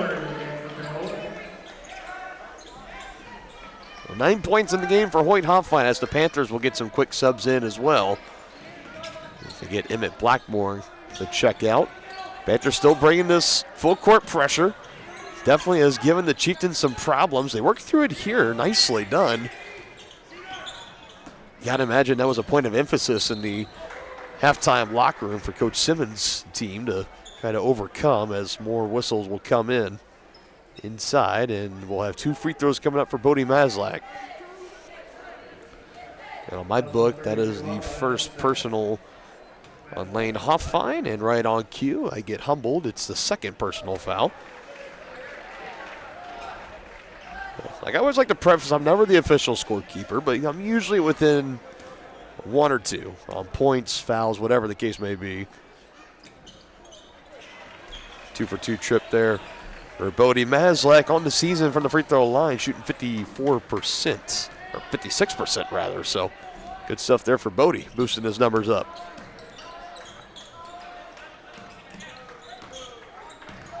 Just under 5 to go in this third quarter. Another little turnaround fadeaway, and it gets an extra kiss off the glass, and it is good for Hoyt Hoffine, who already has 7 points in this third quarter alone.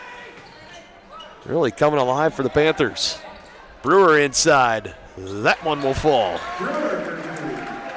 And Brewer's got 8 points for the Chieftains. His 5th game in the last 8 where he's been able to record 8 or more. Inside, McGuire telegraphing it. Trying to go to Lane Hoffine, but Nolan was all over it. Credit to him. Still playing hard and being pretty aggressive after having 3 personal fouls. He'll now get checked out of the game. Kifton Hardrick is back in for Tonganoxie. No fear there for Nolan McGuire. At least forces the Panthers to try to set something up on an inbounds. That shot no good. Bassett.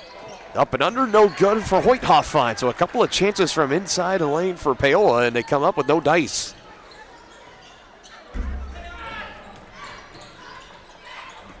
Bodie in trouble, trying to pass it off. It's deflected. That was Bassett that got a hand on it. Here come the Panthers back the other way. Good extra tip. Hoffine finds Bassett. And just trying to heave it down the floor. That was Harder that came away with it, thankfully. I think intended receiver might have been Bodie Maslak, which is so funny with him being the quarterback. I digress. Harder a three, no good. It stays a 20-point Paola lead. Gannon Miller on the rebound.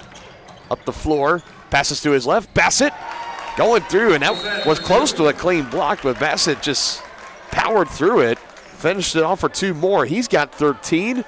And Coach Simmons and the Chieftains are going to burn their 4th timeout of the game. And it's a full timeout. So we'll take it with them. Just step aside, another quick timeout here on Tonganoxie Sports Live. Inviting, connecting, serving, and growing. That's Grounded Coffee House in downtown Tonganoxie. Enjoy the best cup of coffee in town 6 days a week and pair it with freshly made from scratch pastries, muffins, cinnamon rolls, and so much more. Plus, check out their beautiful event center, Grace Hall. Perfect for your next gathering, celebration, wedding, and party. All profits go towards local and international charitable projects and organizations. Drink local, support local at Grounded Coffee House. Place your order for dine-in or carry-out at groundedcoffeehouse.tonganoxie.org.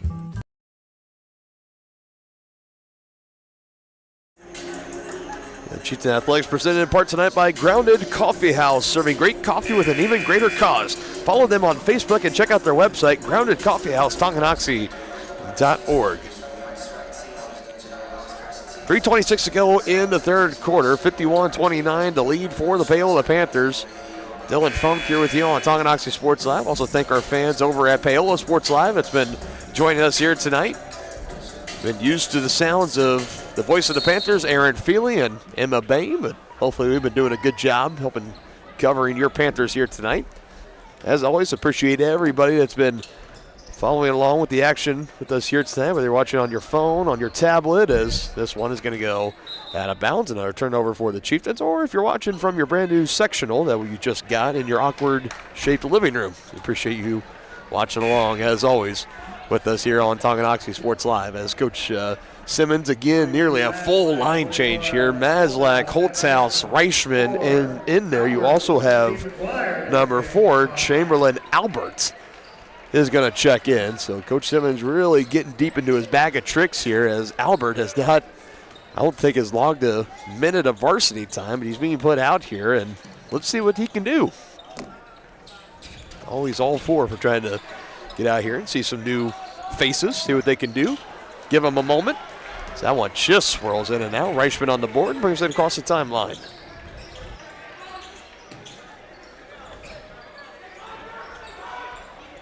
Three on the far side, no good for McGuire. Strong rebound pulled down by Murdoch. Still the leading scorer in this game. He's got 14. Crossover, nearly falls down, almost lost it as well in the process. Finds Bassett. He's had the hot hand in this third quarter. Lane Hoffine passing it off. Open for the mid-range jumper. Leland Gerkland can't go. Bassett on the board, and he'll have a chance for 2 on the putback. Fighting off inside. He had multiple Chieftains trying to fight for the ball. Roman Holthaus right there in the middle. And the foul is going to go against Albert. Foul's on Albert, his first.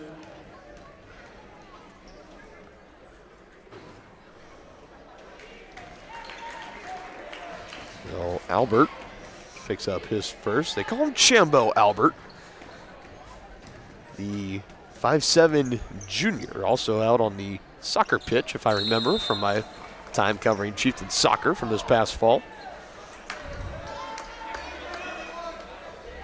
21 Hoffine, 24 Leonard.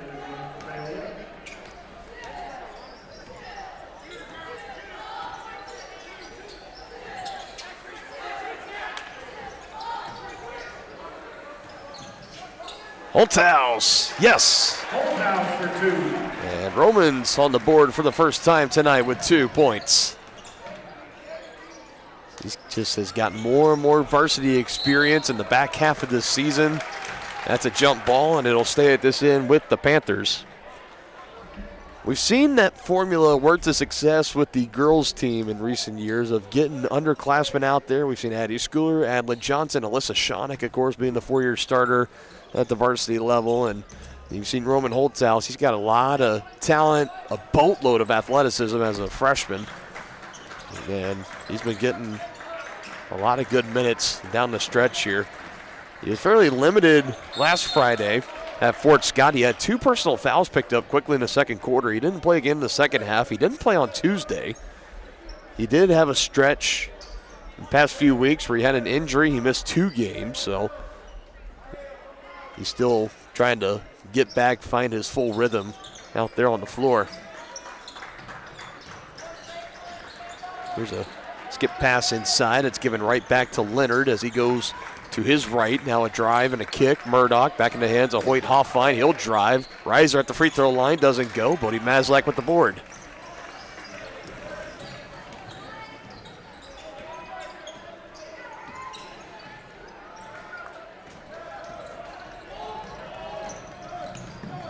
Hoffine, and Hoffine draws the contact, and he will be going to the line for yet another trip tonight for Hoyt Hoffine. It'll be his 3rd.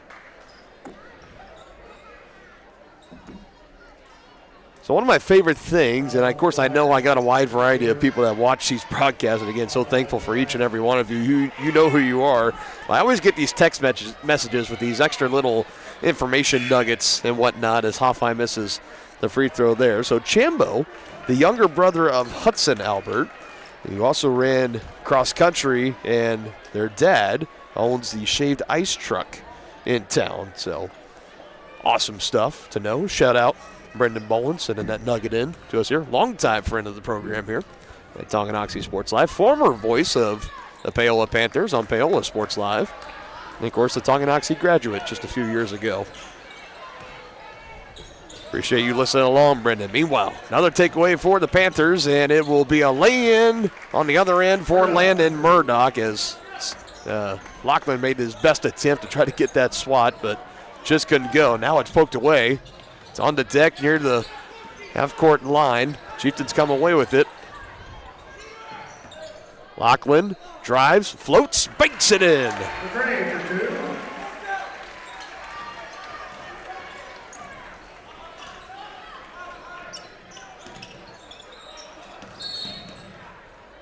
And that's a travel. 39 seconds to go in this third quarter. It's a big 23-point lead for Paola. Not quite at the territory of a running clock in the fourth quarter. It's got to be 30 or more. And of course, the Chieftains trying to cut into this lead the best they can.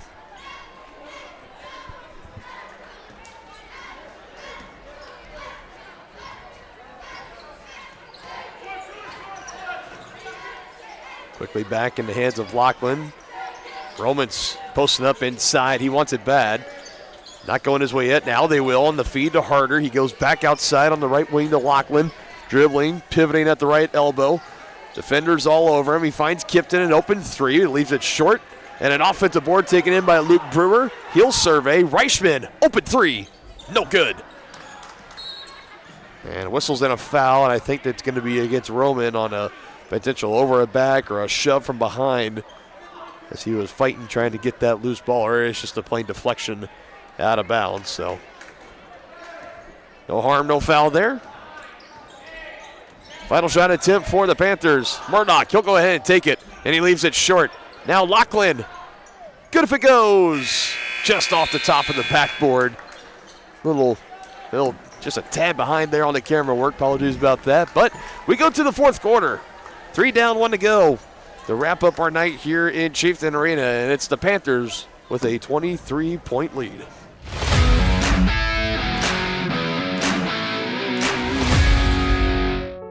Charlie was born at LMH. We had a great team of nurses. Not only did they check in on us regularly, they always asked if we had questions, always made sure that we understood what was going on. I cannot say enough wonderful things about the labor and delivery, family birthing, and mother baby care team at LMH Health. We had to put our entire trust into their hands, and just everyone was so friendly and so supportive. Tonganoxie is the ideal location to start a business. That's why the Tonganoxie Business Association has strived towards a common goal of adding value to businesses and the community since 2015. They assist in providing improved services for customers and visitors, encouraging and enhancing businesses, and preserving historical and cultural assets. Follow them on Instagram for the latest and upcoming event information and become a member today by visiting their website, TonganoxieBusinessAssociation.com. Proud supporters of Chieftain Athletics.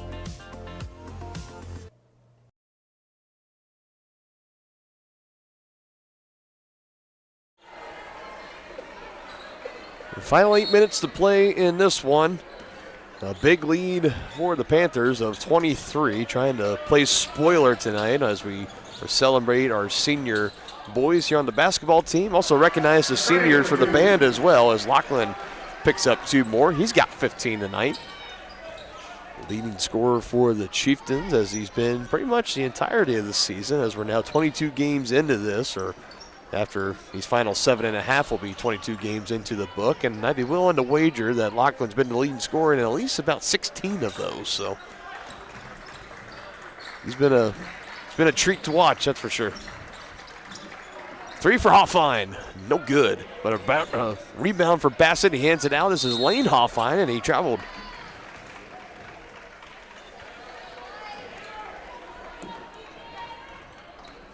It's almost absurd. You got these Hoffine brothers that are just assassins in the lane and from close range, but then they also take these 3-point shots. And I mean, I've seen them during warm-ups. They have the ability to make them, folks. I've seen them do it in game tape too. Hasn't made one yet here tonight. Hoyt came close in the first half, had one that just rattled in and out, but it's just crazy. Lachlan with another nice glide and finish.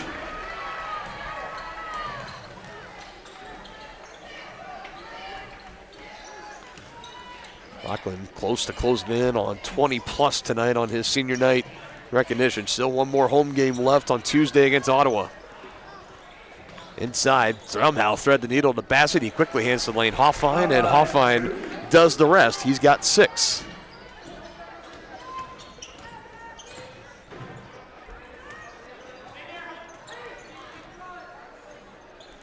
Luke McCrae's been held scoreless tonight after being the leading scorer for the Chieftains in back-to-back games, with 10 3-point baskets as well in that same frame.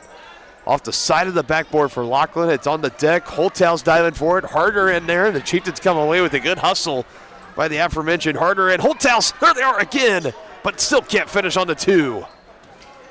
Oh, so close. Hoffine might have got a pinky on that to deflect that ball just enough. It looked like it was 2 all the way for Roman, but instead it falls off and it's 2 on the other end, and it's Lane Hoffine. And I'll tell you what, folks, this Paola team, I know there was a point in the year they came out winners of 4 straight. They lost 4 straight. Brewer with the 3. No good. Hoffine on the board. And a lot of people were questioning the legitimacy of this Paola team, and were they going to be a good team? Are they a contender? I don't know. Well, from what I've seen tonight, I mean, they definitely are looking like a solid team, and a team that I would not necessarily want to see in my sub-state grouping. That's for sure. Final timeout being burned here by the Chieftains, and we'll take it with them. Panthers starting to run away with this one. Under 5.5 to go, win the ball game.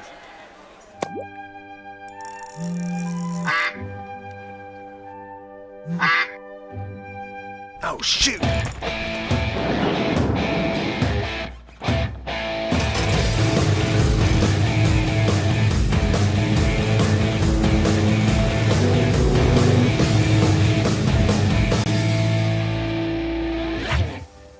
See the full lineup at hersinc.net. Call 913-247-3530 or just stop on by.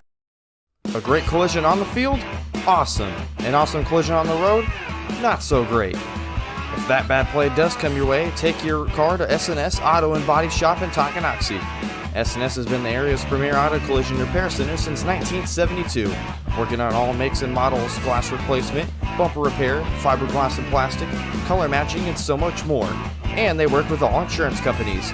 Get your ride back in the game and learn more at snsautoandbody.com or call 913-369-3193. Talking a little bit earlier about Brendan Bolin, a friend of the channel here. That was his amazing, lovely voice, if you will, the voiceover of our SNS Body commercial. Also voiceover of Grounded and a few others too. He does a lot of good voiceover work for us here. We appreciate Brendan and all he does for us here at Varsity Sports Live. And he's also the voice currently this year of the Spring Hill Broncos at Spring Hill Sports Live. Also handles some stuff over at Johnson County Sports Live. He's a jack of all trades. He really is. We all are at Varsity Sports Live. Closing in on putting the bookend of winter sports season and looking ahead to spring sports. Always one of the more kind of unique times for broadcasting because it's very rare you come across these facilities of baseball and softball fields in particular that have any kind of shelter, power, or internet, or any combination of those three at any given location. It's very rare. So our spring sports broadcasting always has its challenges, but we always make the best of them, particularly here at Tonganoxie Sports Live, as Hoffine has fouled again. That time it's Lane, so he'll be going to the free throw line for the first time tonight. Of course, if you've ever been to a baseball or softball game within the past couple of years, you probably have seen my partner Dennis Drinna and I. We've been out in the old white truck, parked out in center field of either baseball or softball. We got a generator with us. That's our power. We got a hotspot for internet, and we set up. We got a center field camera. We got the nice setup kind of dialed in as we've gone along here, as we've now going into our 5th spring sports season that we're going to be covering. So we've learned all the tips and tricks, at least for the fairgrounds. And with that generator, quite frankly, you can go just about anywhere if we got to go on the road ever. As Lane Hoffine goes 1 for 2 at the line on that trip. Another one that's just out of reach. Chieftains just trying to find something here as a late in. Nothing is coming up for him right now. 4:47 to go in the game, 63-37. Panthers looking to hold on, win their 5th game in the last 7 and complete the regular season sweep against the Chieftains. They beat them back in January. That was a final score on January 13th of 72-50.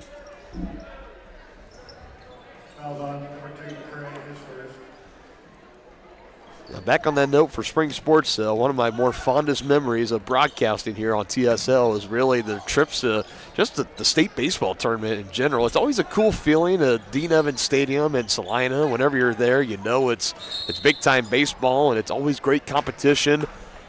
And, of course, you Paola fans, you're very well familiar with that. I mean, Coach Tony Brummer, you guys have been to the big tournament, and I forget how many consecutive years it's been now, but it's been any time we're down there for Tongi, we're usually down there for Paola as well. Both teams mainstays from the Frontier League at the state tournament in Salina as well. So would love to see both teams back at Dean Evans Stadium coming up this May to wrap up our school season, or school broadcast season at least. Here's Luke McCray looking for the 3, and he gets it. And finally, the lid is off for Luke McCray. His first points coming at about the 4-minute mark of the 4th quarter. Halfway through this final set. Chieftains have it back within 23. Now a takeaway. McGuire bringing it up the floor, looks to his left. Luke can't go back to back. Luke on the side. That's Brewer tried to get the board, but he couldn't. And it's eventually controlled by Gannon Miller, who's going to try to slow things down. Poked from behind by Kipton Harder. Gets the ball put right back to him. Kipton is fouled, and foul is on the floor. A good defense there by Kipton. Nearly earned him a chance to get those 2 points. I thought it was on the floor, at least. Yeah, I thought Kipton was lining up at the free throw line. That was the first team foul on Paola. 3 team fouls for the Chieftains, so no bonus free throws, at least as of yet. Another turnover for Tongi. Getting right around that mark of about 20 in the ball game. As Hoffine, just a nice little up and under move. He's got 13.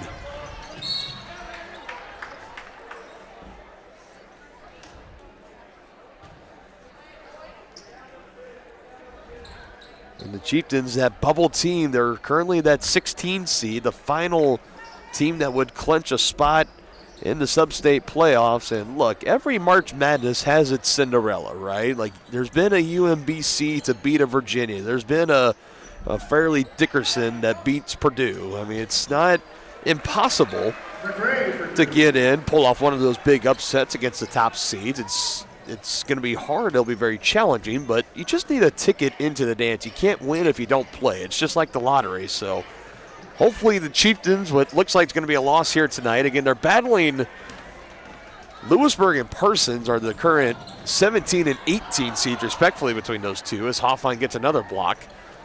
Parsons is pretty much well out of the race. It's down between Tonganoxie and Lewisburg, and last I checked, the Chieftains, I think, are a half game, if not a full game ahead of Lewisburg, despite the Wildcats beating the Chieftains in both regular season games this season.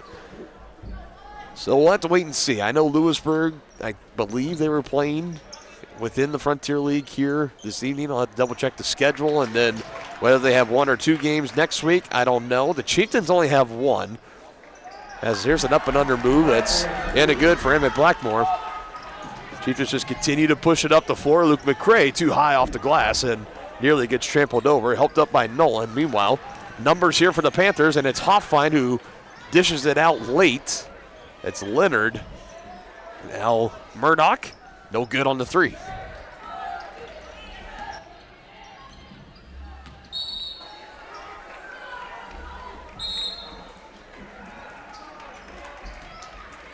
So we'll see with, again, the Chieftains only playing just 1 game next week. And a loss here tonight. They could get a win against Ottawa. It'll help their case as they're trying to hold on to that spot. This is number 30, Jacob Moravich, that checks into the game. He was one of our seniors recognized tonight, a foreign exchange student. I believe if I caught it right, from Czech Republic, I believe, is where he was from. He's staying with the McWilliams family, which I believe they are one of the more known families to host these foreign exchange students. At least I know they've been doing it for Jacob, because I remember talking with Jackson McWilliams' father about it before a soccer game this past fall.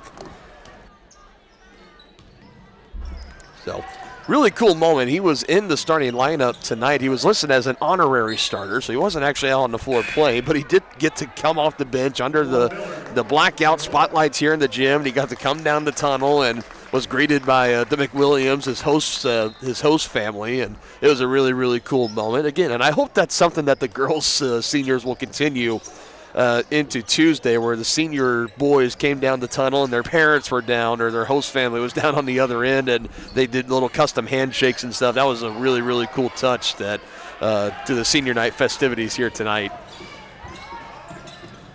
But now, I mean, Harder's going to take this shot.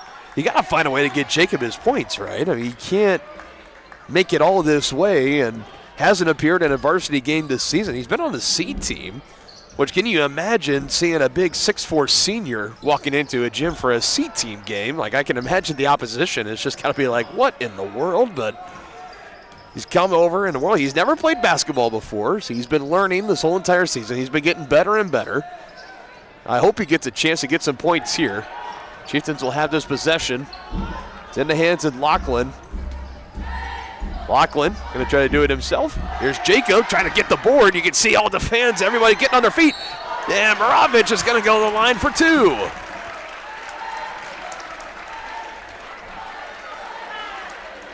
Nearly getting a standing ovation from the Chieftain bench. The officials even all smiles about it. So here we go. Everybody's going to get so quiet in this gym. It's just like the Masters. And the first free throw's good. Look at that.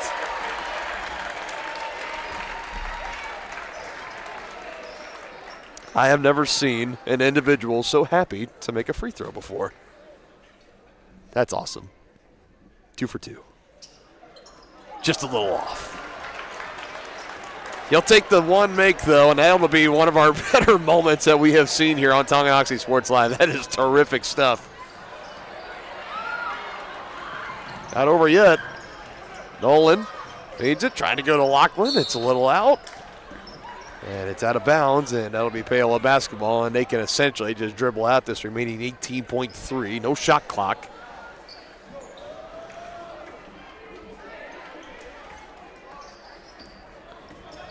And across the timeline, and looks like Paola, again, they're going to be pretty content just to dribble this one out. Looks like the Chieftains are going to let them. And the Panthers will beat the Chieftains for the second time this season. They move to 13-8. And back to 500 in league play at 6-6. Meanwhile, Tonganoxie 5-17, 0-13. And their last chance for a win in league play will be coming up on Tuesday. And the home game against the Cyclones. We'll be back at the Brothers Market postgame show. Wrap up our coverage here tonight on Tonganoxie Sports Live. Chieftain girls get the win. Paola boys get the win. This is a doubleheader split.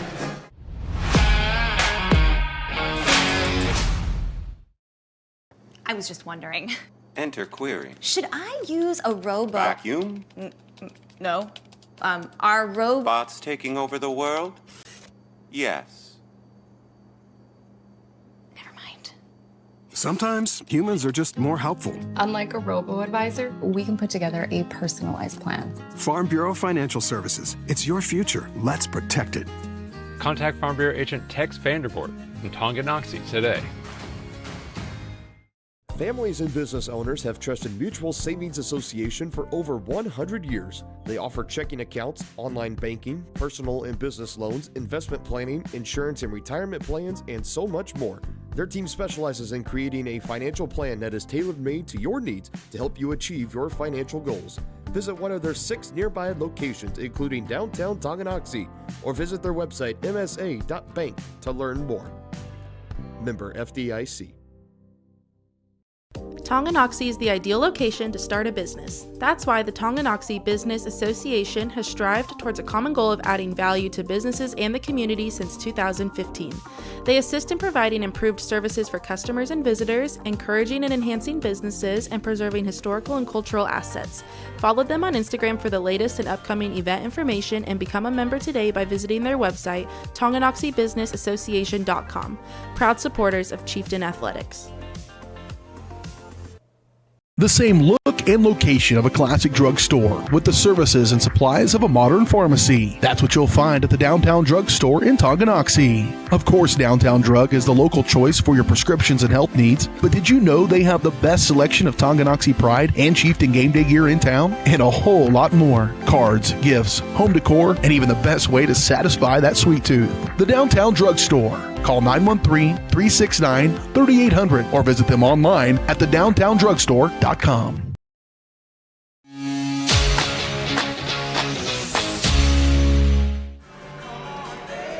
As always, we're taking it easy here at Chieftain Arena as we wrap up our coverage tonight. Our doubleheader between the Chieftains and the Panthers has come to an end. The boys lose to Paola tonight, 67-43. The girls got a win. I believe 66-31 was the final in that one. It was a big one, nonetheless. And the Chieftains and Panthers will split the doubleheader duties here tonight. On senior night, we recognize these boys basketball seniors and the band seniors. We'll have girls seniors, girls basketball seniors that is, and cheer and dance seniors, I believe, is what it's going to be on Tuesday against Ottawa. Special note for those that are still hanging around, that Ottawa game, it will be flipped. So the boys are going to play first at 6 o'clock. The girls will start around 7:45 or so, with the senior night festivities happening in between. So again, boys are going to play first against the Cyclones. Girls will play second. So just something to keep in mind for that doubleheader coming up on Tuesday. Time to announce our County Road Brewing Player of the Game. And look, you could say I played it safe here tonight. I gave it to Alyssa Shawnick in the girls' game. I'm giving it to Lachlan McRae here in the boys' game. And really, 19 points for him in this one, to go along with 3 rebounds and 3 assists. Had 2 steals sprinkled in there as well.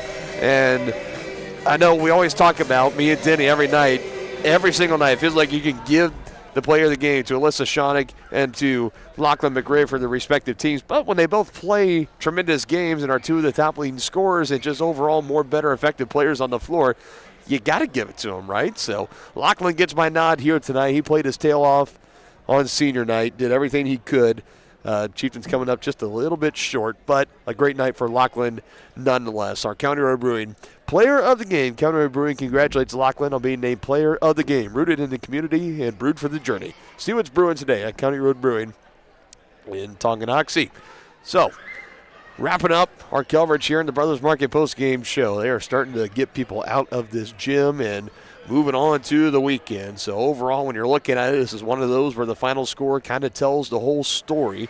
This one, 43 for the Chieftains, 67 for the Paola Panthers. And, this was the game in the early minutes of it. It was back and forth. It was a bit of a feeling out process of these two teams. Lachlan McRae got the scoring started with a 3-point basket, and then just kind of being played with turnovers. I mean, in that first half alone, the Chieftains had 14 turnovers. They finished the game with 25 turnovers, 14 in the ball game for Paola. They had 10 of those in the first half, so just 4 in the final 2 quarters. That's pretty good to take better care of the basketball.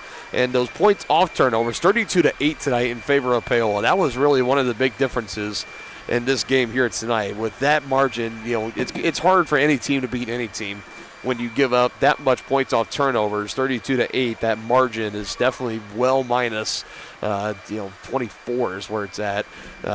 It's just hard to win basketball games with that recipe. And sometimes this season, turnovers have hurt the Chieftains, and they've had losses because of them. But, again, they got one more chance to try to end this season. They're trying to get the Ophir in Frontier League play off the book. They're 0-13 now coming into the game Tuesday against Ottawa. But most importantly, a chance to have one more game, just a postseason game. They have to win this game against Ottawa. Lewisburg did lose last night against Lansing, so at least both Tonganoxie and Lewisburg, that's 16 where the Chieftains are, that last playoff spot against Lewisburg, who's the first team out. Parsons, again, the 18th seed, they're out of it. So it's between Tonganoxie and Lewisburg who's going to get that final playoff spot. Both teams losing, so that's a benefit for the Chieftains here tonight.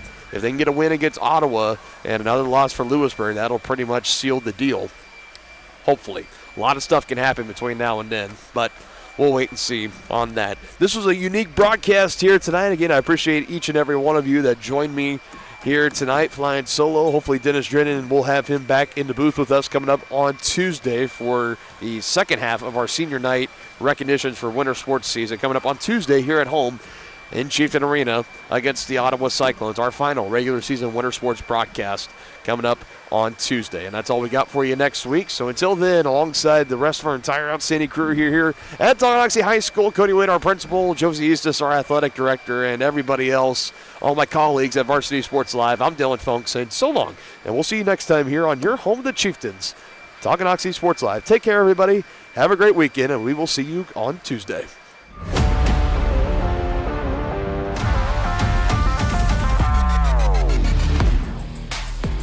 From the gridiron to the hardcourt, the pitch to the mat, don't miss any of the action.